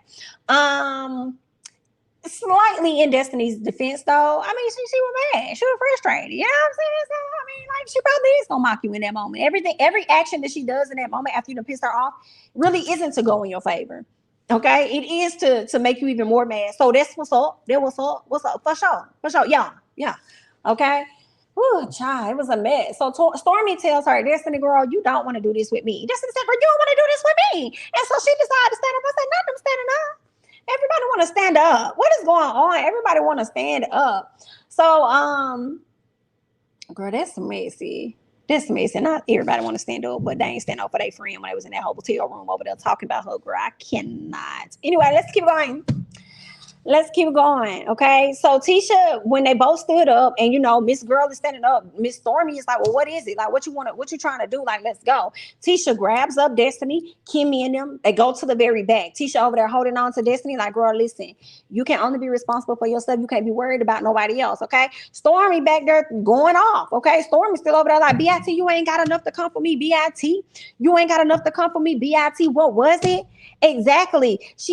On what day can she hold a candle to me? Not now, motherfucking day. Exactly. She can't hold a candle to me. Not now, motherfucking day. Y'all see how I motherfucking live? I said, oh, Stormy, we still over here talking about the finances. But you know, I guess that's a common thing that the black folks do, girl. You know, they be quick to throw they financial credentials at you, girl. But anyway, let's keep going, okay? So she over there going off telling her she ain't got enough. Miss Destiny trying to break her loose so she could run up on Stormy again.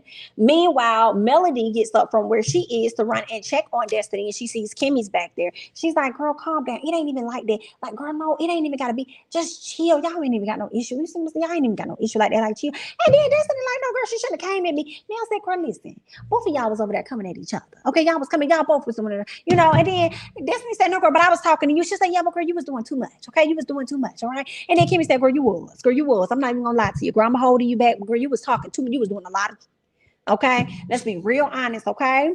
So then Mel just decided to go back.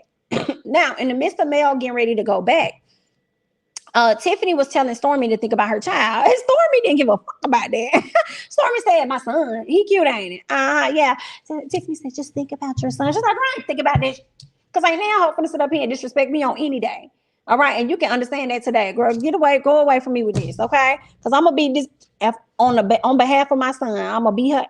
But anyway, so then you have Tisha coming back out. Soon as Tisha comes out and tells Stormy that we can't let her have no more drinks, and I said, not you, Tisha, trying to sit up here and paint this woman as though she drunk or something like that, and she acting belligerent as if all of y'all didn't sit up there and have no drinks. Not you trying to play this girl, trying to use the fact that this woman was drinking or whatever to excuse the behavior of your good Judy that was sitting next to you. I ain't like that. I ain't like that, Miss Tisha, girl. I ain't like that. But Stormy did tell Tisha, like, listen, that whole chair throwing situation, that was a lot. And I said, a chair was thrown? I missed that. But we did hear Stormy yell and say, throw another chair, BIT. So obviously Miss Destiny picked up a chair and threw it at her, which is why when Kimmy said, because Destiny said, well, what would you have done if it was you? And Kimmy said, well, I probably would have threw a chair. And they started laughing because that's something that Destiny did do, but they didn't show it. Girl, they cussing their mamas in Spain. She was over there throwing chairs, child. So what else ended up happening? Tisha comes back, tells Stormy that they can't let her drink. She says, Stormy says that, listen, I'm not going to let nobody sit up here and disrespect me. Tiffany tells her, well, Destiny was over there mocking Stormy. She was. And here go Tisha. I must have missed that. I don't know how you did. Stormy said, I didn't miss a mother thing. I was right here. Okay, I was right here when it happened. So yeah, I heard it. I said, exactly. So I bet you did miss it, Tisha. I bet you did. So meanwhile, Kimmy and Destiny are on, they're in the back. And we talked about that. Kimmy ended up calming Destiny down. And as much as I felt the way about Kimmy doing the little smiles and the laughing and all that other stuff, I really like this moment. It reminded me of why I like Kimmy. Kimmy can get down with the best of them, but she also can show up and be supportive and got your back, like regardless. And I kind of like that she was over there. I feel like Kimmy was the best person to go and have a conversation with Destiny to calm Destiny down. Because, you know, she wanted to go at Miss Kimmy at one point, but she see that her and Kimmy damn near the same. They can be the same when it comes to their, you know, I don't want to say anger issues because I don't think they have anger issues, but when they get upset, they can, you know, pretty much They could get there with you if they want to. So I thought it was good that Kimmy was there, and she was giving me mama vibes a little bit, like, it's gonna be okay, baby. Come on. It's all right. I was like, okay then, Kimmy. I kind of like you again. I mean, I always liked you, but I gave you a side eye, but I could appreciate that. So Mel says that she didn't like how Tisha. Okay, so then Tisha says that, I don't really get like this, but Mel had called me a BIT. And when she had called me a BIT and I stood up, I was like, girl, we finna swing. And I ain't really wanna, I wasn't trying to do that because that's not me. And I said, not you saying y'all was finna swing. Tisha came to fight. I also thought it was very interesting to see that they kind of had security there. Oh, wow. Or was that the production staff? I guess. But Miss Tisha came there for some action. For sure, with the sneakers and everything on. You knew what you were about to get yourself into. Meanwhile, everybody else pretty much had on heels. Okay. Anyway, girl, she thought I was going to get to swinging. You came prepared. So Mel says that she didn't like that. Because Tisha said, I don't even understand how me and Mel got to this place because I thought that we were cool. Right? And Mel says, well, I didn't like that when I was on the stage talking about the issues with me and Destiny, you decided to jump in and add your little 2 cents, girl. Then you turn around and try to say that I was trying to destroy your marriage. Girl, when did I ever try to do that? So, of course, they got into it about that, right? So Mel says, Mel says that Marcel comes up often amongst the ladies because he does to come up. He does things to go viral. He's popping up on the internet. It's always stories about your husband, which is why he may come up in conversation. But what's not fair is for you to always trump me off as if everybody's not out here talking about your man. Okay. Now Tisha says that they only brought up her and Martel, right? Because I think Mel said something about her and Martel, like when it was me and Martel, this and that happened or whatever. And then Tisha says, well, listen, the only reason you and Martel have ever come up in conversation was because, y'all had y'all own cheatations or whatever going on. And I remember when you called my phone and told us not to even discuss you and Martel at all, right? Now, this is when Mel decided to go on her phone and search for some tweets or some receipts. That's what Miss Mel was looking for, right? And Tisha says that Mel this is where it got messy when Miss Mel said, girl, I'm finna pull out these text messages, honey, and we about to get into some things, right? Tisha decided, I said, girl, this is really going downhill. Tisha tells this woman that Martel had been cheating on you for at least 3 years. This man has been cheating on you, what she said, for at least 3 years, and you still had a baby by him. Ma'am, cut the cameras, girl. What? And Mel said, not you coming for me, ma'am. Not you trying to come for me, girl. It be stories about your man every single day. Okay, it be all kind of rumors and stories I hear about your man, but yeah, you still over here hanging on. But you want to sit up here and talk about me and what it is that I did? Girl, that's what we not finna do. We not finna bring my baby into it. And y'all know Mel ended up going live on last Sunday or Monday talking about that. And it's definitely up on the channel, so y'all go ahead and check that out too. But anyway, what else happened? So, Mel says Marcel cheats on you every day and you don't care. You don't care. So why are you talking about me? You don't care. So Mel tells her, go to YouTube, because it'd be a lot of mess in the YouTube streets about Marcel. I don't know what's accurate or what's not, but it'd be a lot out here. And then Tisha said, go to YouTube. What am I going to go to YouTube for? I'm not going to YouTube for nothing. I'm asking you for your proof. Where's your proof? Well, where's your proof though? Well, I want to know about your proof. So where's your proof? Like, girl, it was a lie. What the fuck? So Mel says that I've never lied.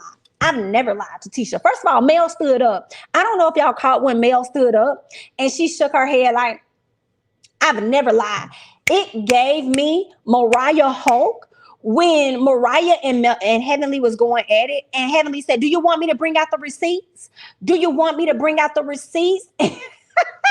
And Mel looked just like Mariah in that moment when she stood up. She really was standing up on Tisha's ass. But what she did was she pulled her dress down and then she sat back down. She's like, I've never lied. I don't lie, sweetie. I never lied to Tisha. I've never lied. Girl gave me straight Mariah. I said, we getting into some things, huh? So then Mel gets upset and tells Kimmy, and she's like, well, she was already upset. All the ladies were. She tells Kimmy, see, this is the reason why I can't hang with this bitty bob-headed ass.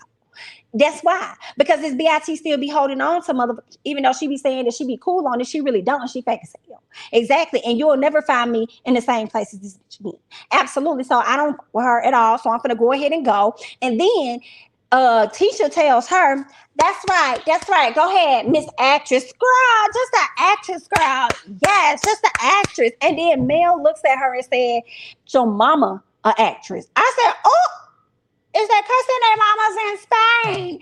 Because where is everybody else with the outcry? Y'all remember how Miss Candy said, your mama's low budget. Watch your mouth. Mel said, your mama's an actress. Watch your mouth. Where's the outrage? Oh, y'all ain't got it today. It's okay. It's all right. It's all right. Y'all will find it when y'all need it. So yes, that is what all took place with the ladies. Okay, before we get to Kimmy and disrespectful as Marcel and let Mel tell it on the Nightcap, the most irrelevant person on the cast. We'll talk about him in a second. But yeah, the girls were fighting. The girls were fighting. Miss Mel was really upset. And tell me why I did not see Stormy's Benz. I did not see the G-Wagon the first time. I don't know what I was looking at. But when I saw it this time, I said, girl, come pick me up. Let's go hang out, Stormy.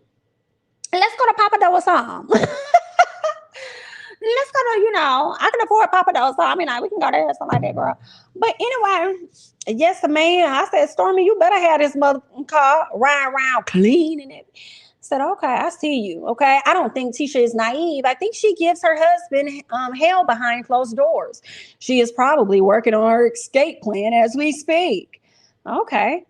Tisha is in such denial, but your mama and cousin confirmed Marcel was having issues about him cheating after Tisha had her first child. Maurice was messy tonight. Wasn't he messy as fuck?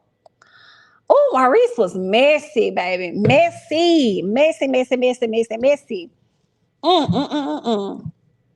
at Kimmy's expense, okay?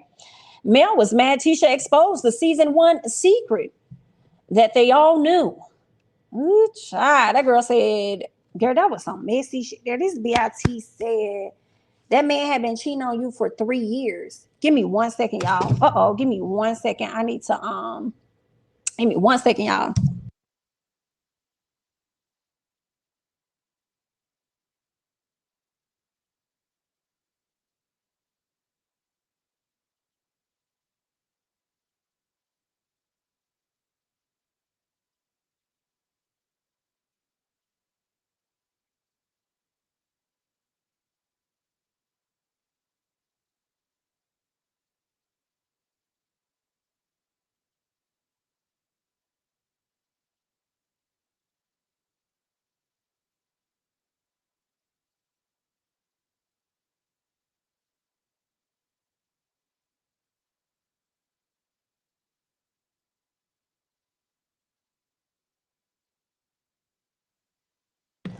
Sorry, guys. I'm back. I'm back where I had to go ahead and capture something really quickly. Thank you so much, Phil, for the super chat. Hey, Tisha didn't speak on the child. Tisha spoke on on the timeline of Mel and Martel's relationship. The receipts should have been readily available, Mel. Oh, wow. Well, yikes. Well, somebody said all them men benching. They benching, child. Thanks so much, Phil, for the super chat. I appreciate you. Thank you. Well, I don't know, child. She didn't want her child to be brought up. She was like, don't bring up my child. You do whatever you want to do, but don't speak on my child. So that was messy. Maurice, Marcel, Tisha, and Kimmy can't stop her train.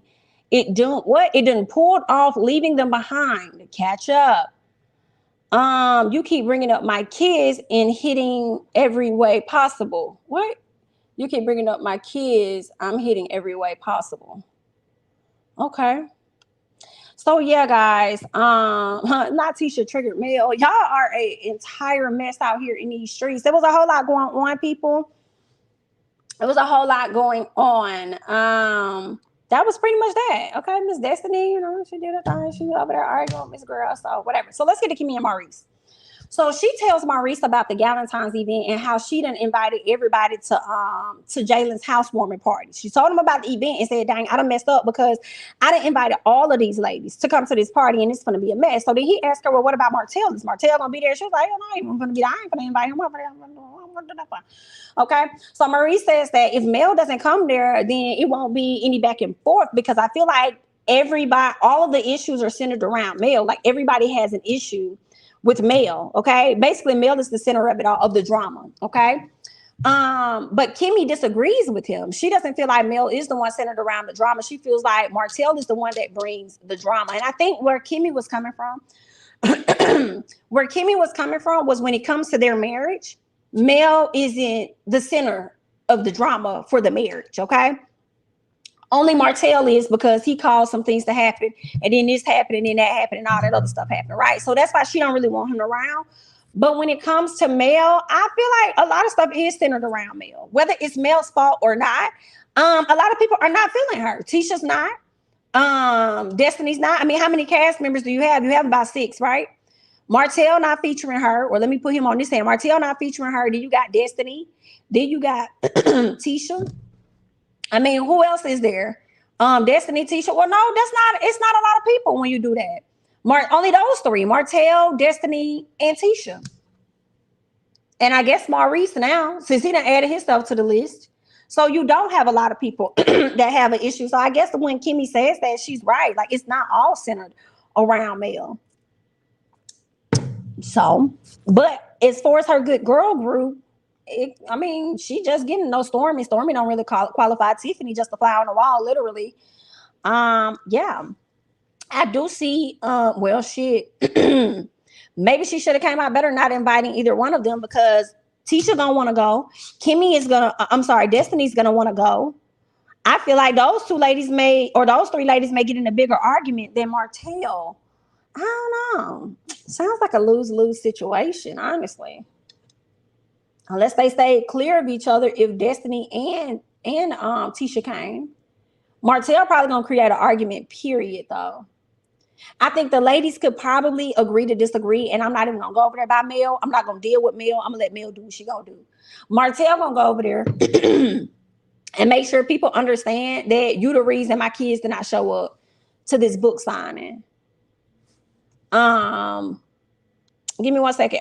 Thank you so much, Natalia, for the super chat. Tisha won't leave Marcel because she might be a majority owner in scope, but she doesn't know how to run it. She doesn't have that get up and go. Thank you so much for the super chat. I don't know. I feel like Tisha might have that get up and go. I do. I think if she don't know how to run it, I feel like she'll learn how to run it without him. You know? I think Tisha is I feel like Tisha may be the brains and the beauty of the marriage, kind of how Mel was with Martel. Only difference with Marcel and Martel, I don't think Marcel, he's not lazy, right? So if he got to go and study something and get it on his own, I think he would do that, right? But yeah, the theory is Tisha is waiting for that house to be built before divorcing. That way she can at least walk away with something. That would be the smart thing to do. Take him for everything he got. Are they even building on Scott Manor? Are they even still working on that? Because one thing about Love and Marriage Huntsville, they'll start off on a project and that project will phase out. It'll be available for that season only, and they ain't gonna talk about it no more. So that's what I'm wondering. Like, are y'all even still working on Scott Manor? What's happening over there? What else we got? So then Maurice. Okay, so Maurice says that if Mel doesn't come, there won't be any back and forth or fighting.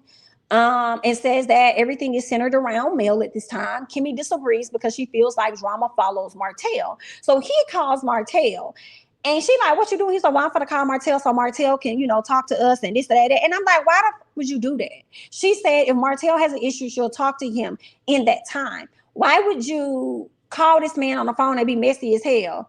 And then when you get on the phone, right, he tells her to pretty much be quiet or something like that, like don't interrupt and let him talk. And I'm sitting up here like, sir, you interrupted her by calling this mother anyway. When she was talking to you, you interrupted the initial conversation to call Martel.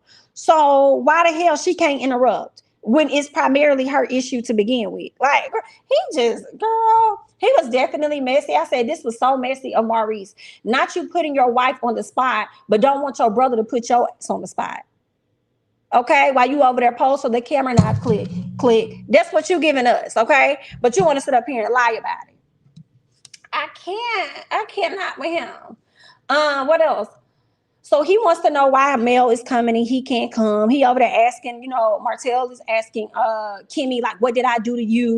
Or what was said about you for me to not be invited and all this other stuff. Then the phone broke up because the Lord wasn't trying to hear what he was talking about. So that was pretty much that. And what Maurice decided to do was, even though he done pissed her off by calling this man, he decided to run upstairs, grab their bags, and let her know that he's going to be flying her down to Miami for her birthday or whatever. So, of course, she couldn't stay mad at him long. So she was happy about that.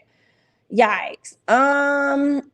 Let's see what you guys are saying. Marcel filed for bankruptcy. I really don't think he's papered up. No one cares if the Scotts stay together or divorce, but Tisha and Wanda need to stop bringing it up. Okay, Tisha's name is on everything, so Marcel will be the bankrupt one if they divorce. He said he made sure she is good because she has the kids.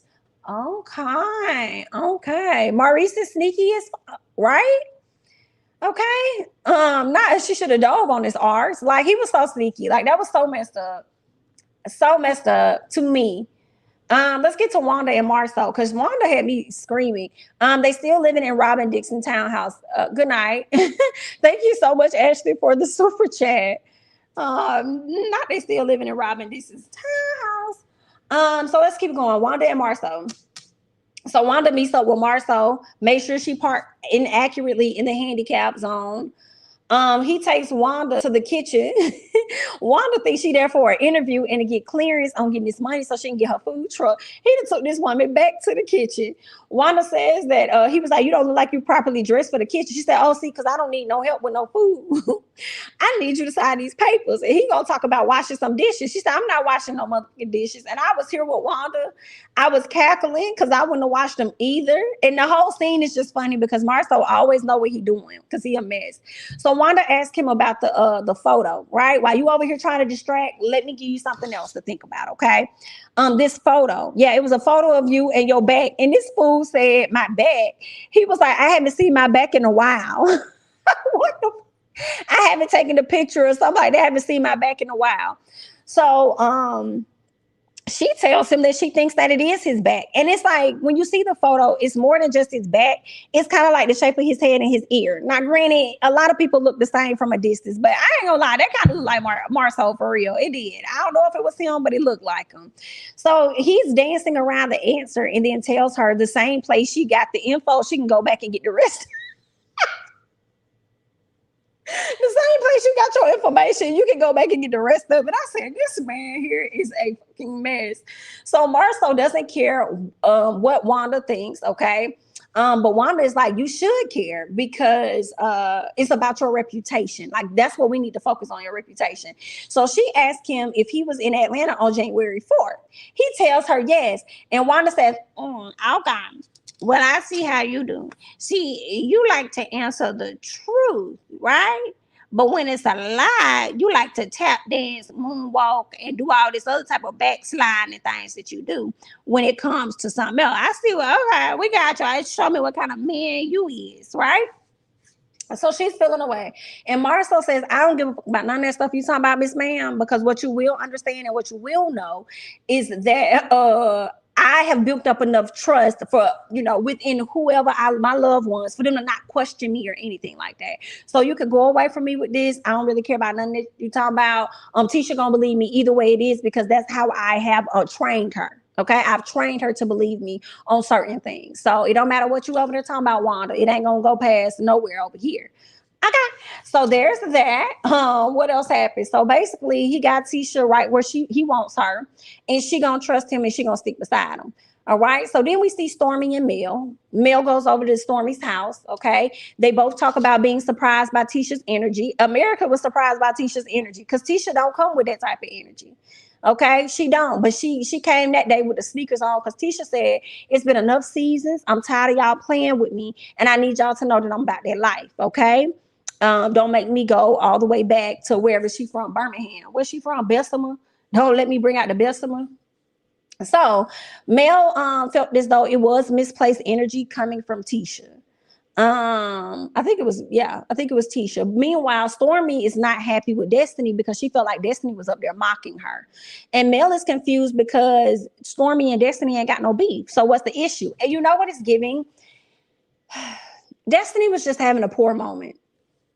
She was just having a poor moment. Like y'all saw how she didn't like what's that girl name? Destiny last season didn't like Tiffany, and I think it was because Tiffany was getting closer to Mel, and that could have been at the moment when her and Mel's friendship started to change. So now that she looks and she sees how close Stormy and Mel is, I think she really don't like her now. Like, girl, you really in the place, and that was my friend. So I think that's probably where Stormy was coming from. Thank you so much, Juju New, for the super chat. Marcel will always ruffle Wanda's feathers, always, and I'm gonna always cackle. Thank you for the super chat. What else happened? So later on, okay, yeah. So then Mel said she was confused, they ain't had no beef. She said that Destiny actually called her and talked to her about what all happened. And Mel says, listen, I just think that both of y'all need to, have a conversation. Okay. I want y'all both to go off and actually talk, have a conversation and figure out this thing, right? So Stormy says, okay, well, when I do, I'm going to make sure that I bring security. And I said, not her bringing security. What you bringing security for? I'm like, it's security for her or is security for you? I don't know. I don't think Stormy's scared when she said she was going to bring security. I don't think it had nothing to do with her being scared. But I don't know if she brought it to threaten her or because she got stuff to lose. And if she was to, get assaulted in any fashion, she'll sue her and say, I actually had my security there. So you know that I wasn't trying to go that direction. But, she went a little too far. Therefore, I'm suing her for damages. I don't know. That's if Stormy actually ends up having some security there, right? What else? I don't understand why so many women are speaking so foul about Tisha when many of them are living just the same with y'all trash dude that y'all got at home. And that right there is very true. That is very true. I think a lot of people are living in the same situation as Miss Tisha and gonna stick beside them. I do think so. And I think some of these ladies ain't even got no ring and have commitment. Right? I think Stormy ain't dumb about who she is and what she has to lose. Okay. All right. Mel is full of SHI. She a punk with the Chihuahua voice. All right. I'm really tired of Mel calling Destiny and Tisha aggressive. Mel didn't call Destiny aggressive. When she was checking Martel for her, she stood up too. So I guess she's aggressive as well. Girl, I already told y'all that last week. I just feel like everybody be the same person. At some point, everybody, they the same. Y'all the same folks. Y'all be doing the same thing and then be sitting over here calling out other folks for the stuff that y'all do too. Nobody wins. What else? Stormy needs to go get them rolls in her neck. She need to go. Not rolls in her neck. Now, y'all, why y'all be coming for Stormy like that? Why y'all be coming for her physical like that? I don't understand it. Destiny and Tiffany fell out when Mel invited her to Destiny's birthday party, and Tiffany insulted her. Okay. Did you watch the after show? Yep. And we're going to talk about it because that was messy. Most people are projecting and judging Tisha for mess they've been tolerating for years. I agree. I think Mel and Tisha do better when there is no one else around to get involved with their conversation. I feel like that last part, when they got into it though, nobody was around. I mean, people were around, but nobody got into the conversation. It still got heated, right? That's when Tisha told her, girl, you knew Martel was cheating on you for about 3 years and you still stayed. Yikes. Nobody really got involved at that part. Yes, people have made Tisha the Candace of this show. Anything she does, she gets way more criticism than the others, and it's irritating. Okay, okay. Tisha was being mentored by Mel season 1, but when Mel realized how bad things were in her marriage, she tried to hide it, but Hotel kept cheating on her. Yikes, yikes, yikes, yikes.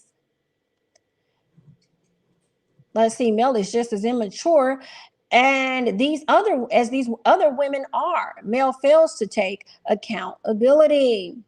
Okay, they are all the same. Lack of accountability and self-awareness, hence the issues they all keep having. And there's that. All right. At this point, Kimmy is going to be more mindful of who she invites to events at some point. All right. So let's get to Tisha and Wanda. Let's talk about that, because Wanda tells her about the kitchen interview that she had with Marcel, and then tells her about the ATL trip and the post that was made. Okay, so Wanda shows her a post and says that she knows where he is. Oh, okay, yeah. So Wanda shows Tisha this post. Tisha said, "Well, I know where he be. I mean, I could pull him up at any time. I can pull him at any time and see exactly where he at. Like, I don't really care about none of that. Y'all not gonna keep getting this stuff in my head. I'm not gonna keep going to my man, and I'm not gonna sit up here and keep bringing stuff to the forefront and asking him about stuff, okay? Because he's actually tired of that. He's tired of that, and y'all actually driving a wedge in between our marriage, and he ain't nobody even got no proof. So you mean to tell me I'm supposed to just judge him and go in on my man, and I ain't even got no proof of that like that? Like, girl, I'm not gonna keep doing that." Is what Miss Tisha is saying, right? It's her marriage. She got a right to do whatever she want to do within it. What else happened? So Wanda asked her, "Well, listen, let me just ask you this, okay, girl? So you don't want to believe nothing and then like that, girl. You want to listen. So is it possible that you just so in love with your man that you just overlooking the bullshit, okay, that's being presented right here in your face, okay? Because you know your mama been around the block." Okay, I've been around the block. I've been selling couture and pies. Okay, so I have definitely been around the block for a minute, and I've lived life longer than you. Okay, you already know that your mama has what? A husband, and I have a what? A boyfriend as well. So I know how these things go. Okay, and if it look like a duck, walk like a duck, and it quack, girl, then you know what it is. So I'm just trying to see if you so in love that you overlooking these things here. Okay. And of course, you know, Tisha wasn't trying to hear that. She was like, "I just feel like y'all trying to break up my family." My family. Who said it, y'all? He touched my family. Come on, Portia Williams. Thank you, Ashley, for the super chat. Tisha saying, "We all knew he was cheating on you." She did say that. And Mel said, "Oh, you knew?" And she was like, "Girl, yeah, y'all called us and told us not to talk about it. Like, don't be trying to sit up here and play with me. You know what's going on." Thank you, Ashley, for the super chat.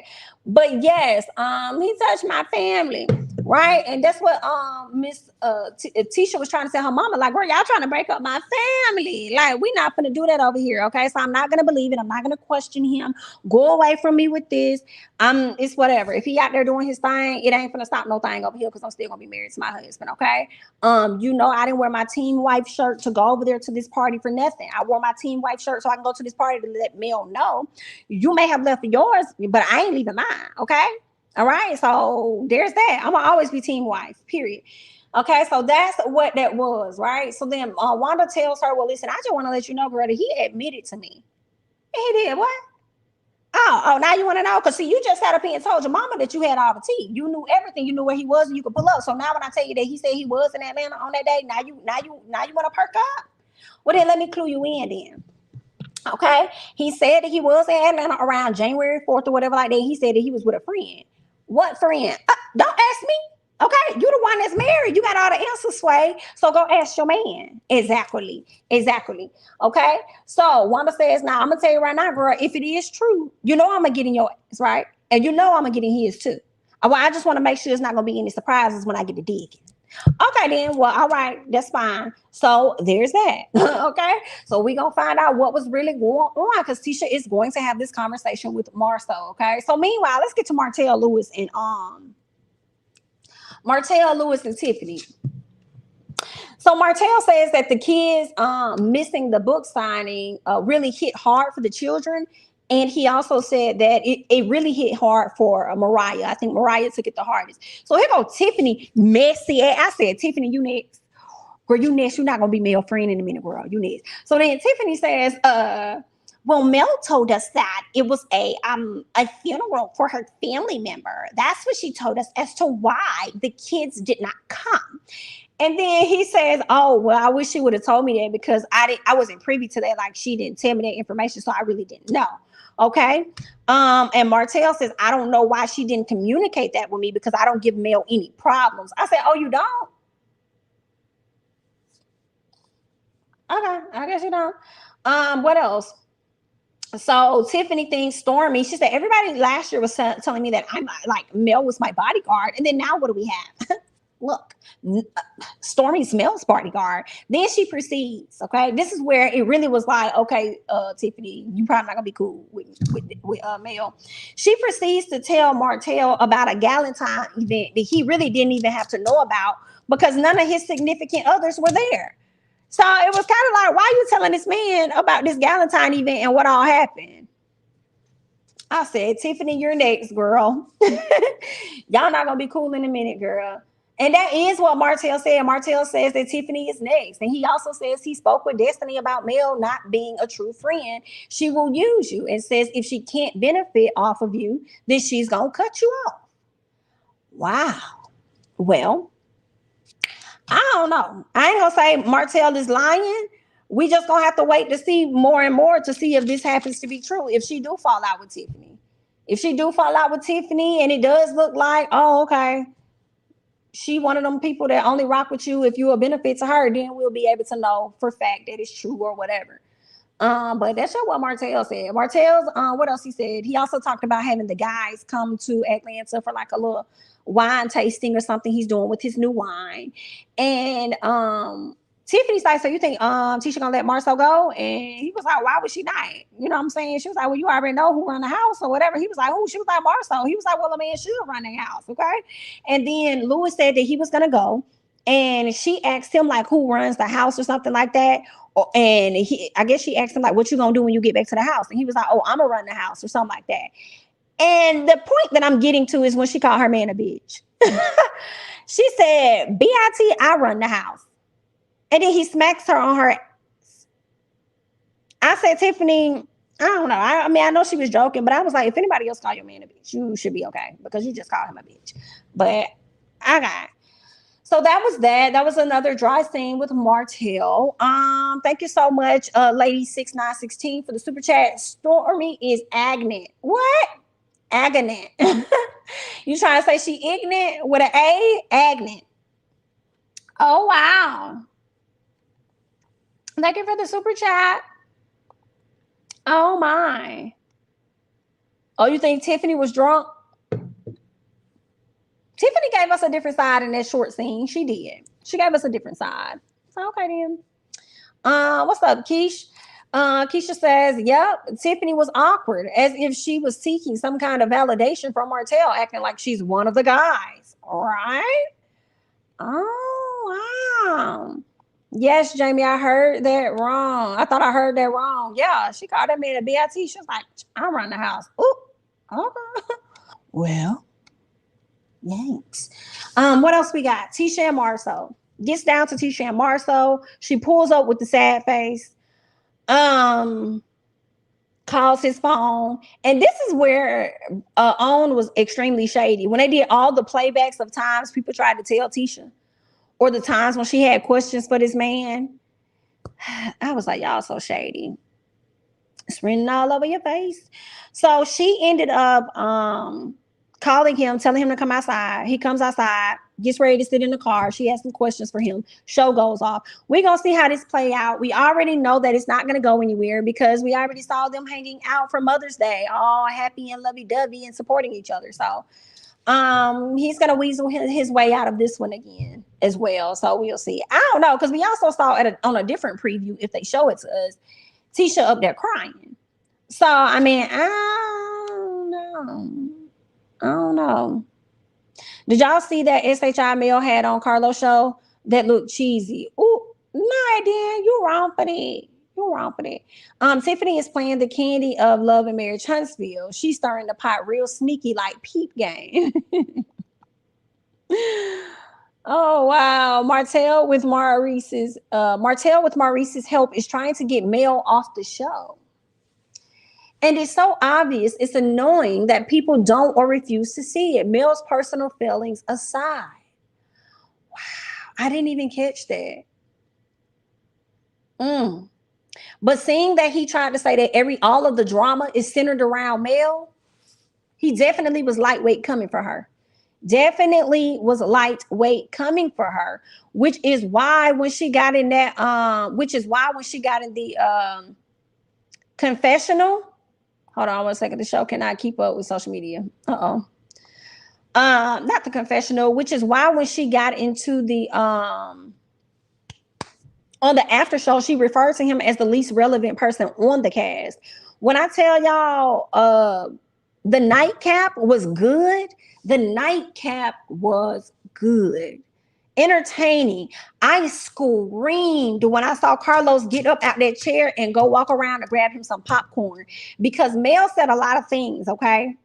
Mel said a lot of things. I'm trying to recall everything. So let me just, if y'all remember, put it in the chat. We'll talk about it. First thing that I remember her saying was talking about Destiny saying that she was a bad friend, right? Destiny talking about how bad of a friend she was. And she was like, if I was a bad friend, why would I show up for you? Mel dropped to me additional tea. I did not know this part. Now I did know Mel sent her like a PayPal or whatever, or sent her some money. What I did not know was that she walked up to this girl's house with I guess bill notices, late notices or whatever on her door. Okay. She walked up to this girl's house with notices on her door, and Carlos asked Mel, well, what did you give her? You know what I'm saying? Like, if you saw the notices and things on her door, like how were you able to help her? And Mel says, oh, I sent her money. He was like, well, how much did you send her? And she says, oh, I sent her like $5,000. Somewhere up in that range, she sent Destiny $5,000. I said, oh, girl, this is some Mexican boots here. Yikes. So if I was that bad of a friend, why did I send you that much money? Whew. She also went on to talk about Tisha. Now, first of all, she talked about the situation where people felt like she brought Stormy on the show or something to help her with Martel or something like that. Something about needing help with Martel. And Mel said, I've never needed help with this man from season 1. Y'all saw how I handled myself with him. I never needed y'all help. So y'all can go ahead and cut that out. Then she got up there talking about how Miss Wanda always coming for her and talking about her, only for her to sit up there and have her baby daddy all in her DMs, liking her pics and everything and commenting and all this other stuff. And so Carlos was like, well, wait, who daddy? Like, who baby? Whatever. Like, they saying what? And she says, I don't know. You might want to ask Tisha because it's her daddy. Not Tisha daddy being in Mel's DMs. When I tell you Mel was up there eating, and you got Monique up there throwing shade too, asking about Miss Wanda. Does she have a man? Does Miss Wanda have a man? Like, we need Miss Wanda to find some business about herself and have a man. And Melody had to let her know, like, yes, she does have a man. She has a husband and she has a boyfriend. She got 2 of them. Then she go up there and talk about Miss Wanda's voice, because he did this little camera time where Miss Wanda was like, don't let my name come out your mouth. If my name come out your mouth and you refer to me as the BIT, make sure you say that I'm the HBIC or something like that. I was like, oh God, girl, what is this? And so Mel, that's when she ended up, I think that's when she referenced the baby daddy being in her DMs, because Mel was like, first of all, I had to digest and process everything that it was that she was saying, basically saying Miss Wanda don't know how to talk. Girl, they was kind of up on this show. Mel also said that she doesn't believe that Miss Wanda trusts Tisha, in so many words. She don't believe she lets Tisha fight her own battles or speak for herself because she doesn't trust her with what she instilled in her, or something like that, or either she didn't instill those things in her. When I tell you, they held nothing back. They were going in.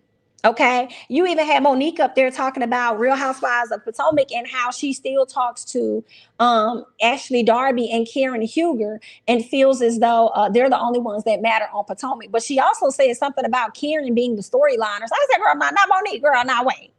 Now you're not gonna give Miss Karen that much credit because you like her. Now let's be honest. If you want to like make it about just the two that you care about, Ashley brings more to the show than Karen.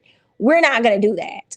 Okay, so Ashley brings her, like, we have so much we could say about Ashley than we could say about Karen. So yeah, no, right? Because he did his list on who he felt like were the top housewives or whatever.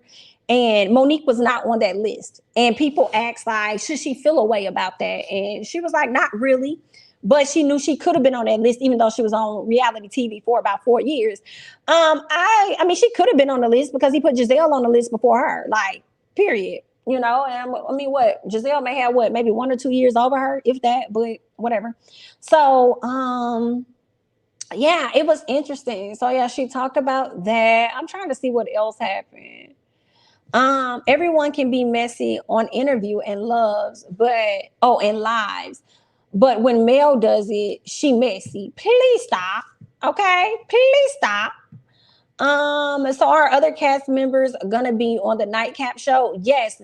Well, Dr. Heavenly is gonna be on next week, and Martel Holt is gonna be on next week. He already had Miss Wanda on there with the camera, like, right? She gave her thoughts. So I think he probably gonna have Miss Wanda on there at some point. Tisha on there. Tisha and Marcel probably gonna be. I'm sure he gonna have everybody on there. Everybody's gonna get a chance to be on there. So that's what's up. I can't wait for Tisha's turn. I hope she is just as messy. And people better not say Tisha wrong for saying that. Mel threw her rocks first. I think Tisha's definitely going to be on there, and I don't think that Tisha's gonna hold back either. Okay, I don't think she is.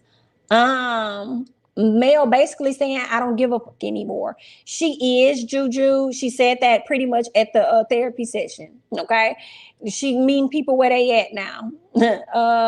I'm sick of her talking about Giselle not having a man, Monique having a man. What is whole identity? Is her whole identity? I think that's what you were saying.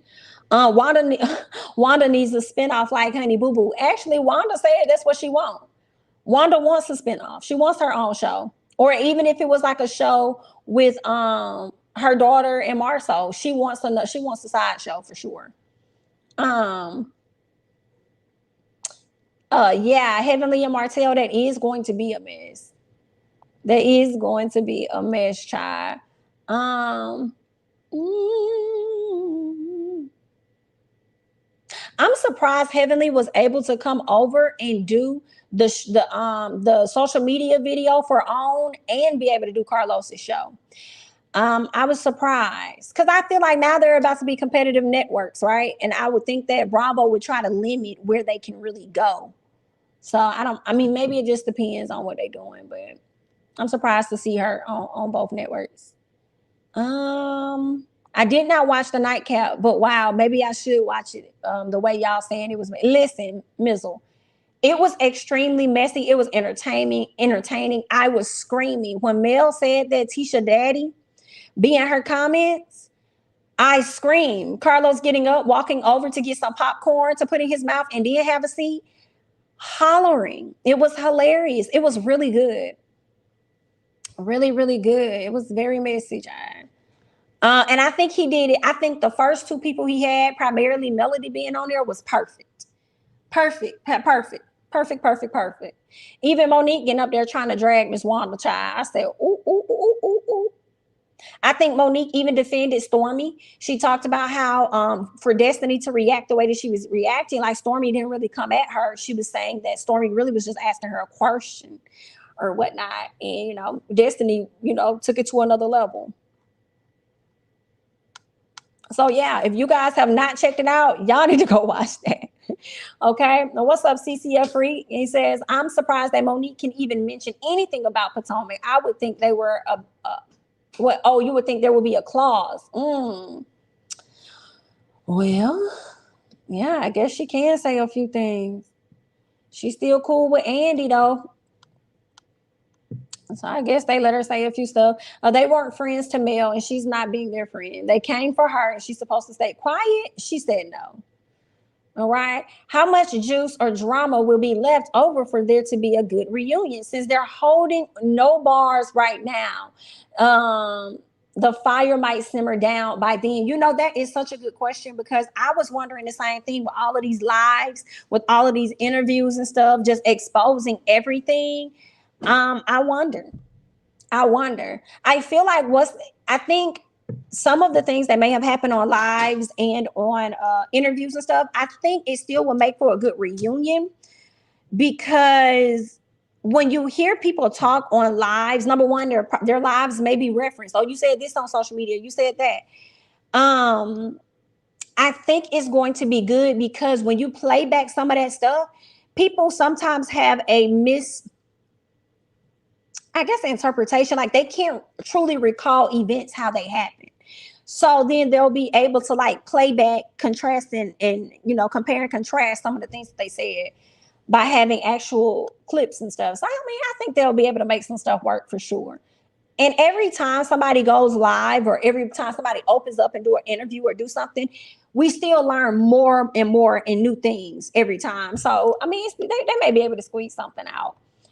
Thank you so much, Phil, for the super chat. We need another host for the reunion. I don't think so, because Carlos needs a seat with the cast. Messy Mexican boots. Tired of the lives too. Too much. Give us a break. Yeah, see, I like, thank you so much for the super chat. I like Carlos hosting, because to me, I feel like they feel comfortable with him. They already tell Carlos damn near everything, right? So I feel like we're able to get more out of them when Carlos is sitting there, and then Carlos is able to bring up things that we may not 100% be privy to. So I kind of think it's good that he's the host, right? I enjoyed Mel being messy. Let them go at it. She's not an angel, and I'm okay with it. Tisha be trying to be messy and wants to play innocent, and I can't stand it. That's just as fake as she gets. Oh, that's just as fake as she gets caught. Oh, and she gets caught. What else? The reunion, Carlos has he has unseen footage, and you have to answer questions with the person on the stage. Two-way dialogue. Call them on the carpet. I agree.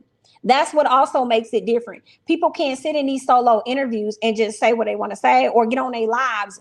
Now you got to say what you've been saying in front of this person and give this person the opportunity to rebuttal your points. So it's gonna be juicy. I don't know. It would be interesting to see him have one whole part of the reunion be just about the BS on social media. Right? That's going to be interesting. Y'all don't like Mel. Y'all want her to get talked down to. Ooh. I still feel the reunion is going to be messy. It is. Don't be surprised if some Bravo cast members start leaving and go over to OWN. Look for spinoffs and everything. That would be crazy. That would be crazy. I wonder if Carlos is going to try to work with Nene, because she's the main one that's, not doing anything right now. The reunion, no, I think I read that one. Let's see, before I hop off this thing. Carlos needs to understand also not to direct all the questions to Mel. He needs to start this reunion with the ladies, and second part, the husbands. Okay, Carlos know where the bones are buried. He needs to stay as the host. I agree. I think he should. This is just going to be interesting. We are going to see. I don't know how long the season is. I wonder how many more episodes we're going to get before we actually get to the reunion. You know what I'm saying? So that's going to be interesting to watch. And I need him to reevaluate the positioning of Tiffany and Louis on the show. Like, girl, let us know something. Girl, why are you here? Why are you here? Carlos don't want Nene to spill his beans on Mad Day. Not on Mad Day. We shall see. Let me see. Was there something else that came through? Give me 1 second. Thank you so much, Ashley, for the super chat. Why is it not showing up? Let me see. There we go. All right. So it's Martel saying Mel should have reached out to him to tell him about her fam funeral during her week. He wants control still. She don't own him, SHI. And I agree, because I was thinking the same thing. Like, why would she need to tell you? And he tried to use the excuse of, oh, well, regardless of what's happening on my end, I make sure I communicate all of that to her. Right? I don't know. I don't know, child.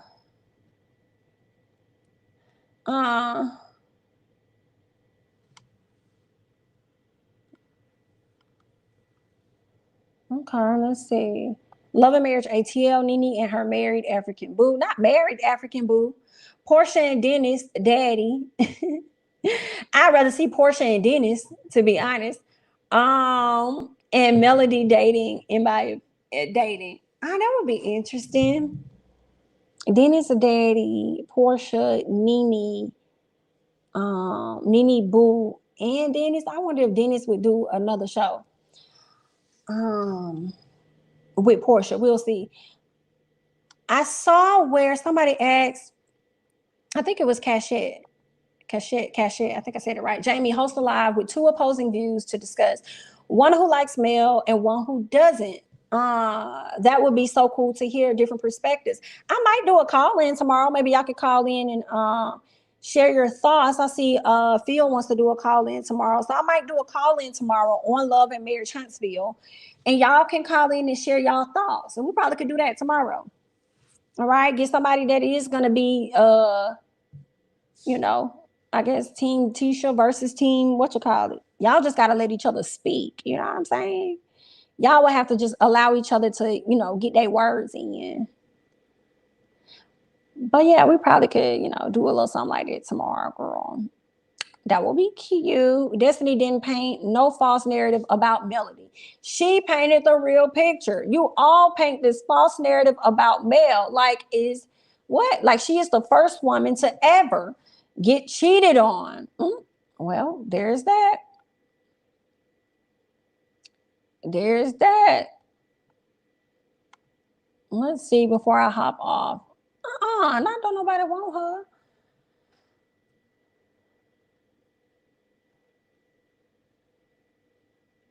Team Tisha, I'm up for it. I don't dislike Mel. I just think she's full of it. Ooh. Okay. Well, I'm going to have to remember that so you can come into the chat tomorrow. Let's see what you guys are talking about. I did see that Melody corrected Carlos, letting him know it's no longer Melody Holt, it's Melody Cherie, baby. Okay? So we switch and change and rearrange it, so let's not. Okay? Girl, who gonna call in for Mel? We see somebody willing to call in for Tisha. We just gonna have to see tomorrow. Tisha, I can't. Tisha will have a hard time finding a man before Mel will if she divorced. You never know. You never know, okay? But I thank you all so much for joining, okay? Thank you for joining. Thank you for joining. Thank you. Why is there teams off of a 20-minute show? Because y'all know it all. Oh. Okay. Natalia says she'll call in for Mel. Okay. This gonna be cute. This gonna be cute. We're gonna have to do it, girl. We're gonna have to let y'all listen.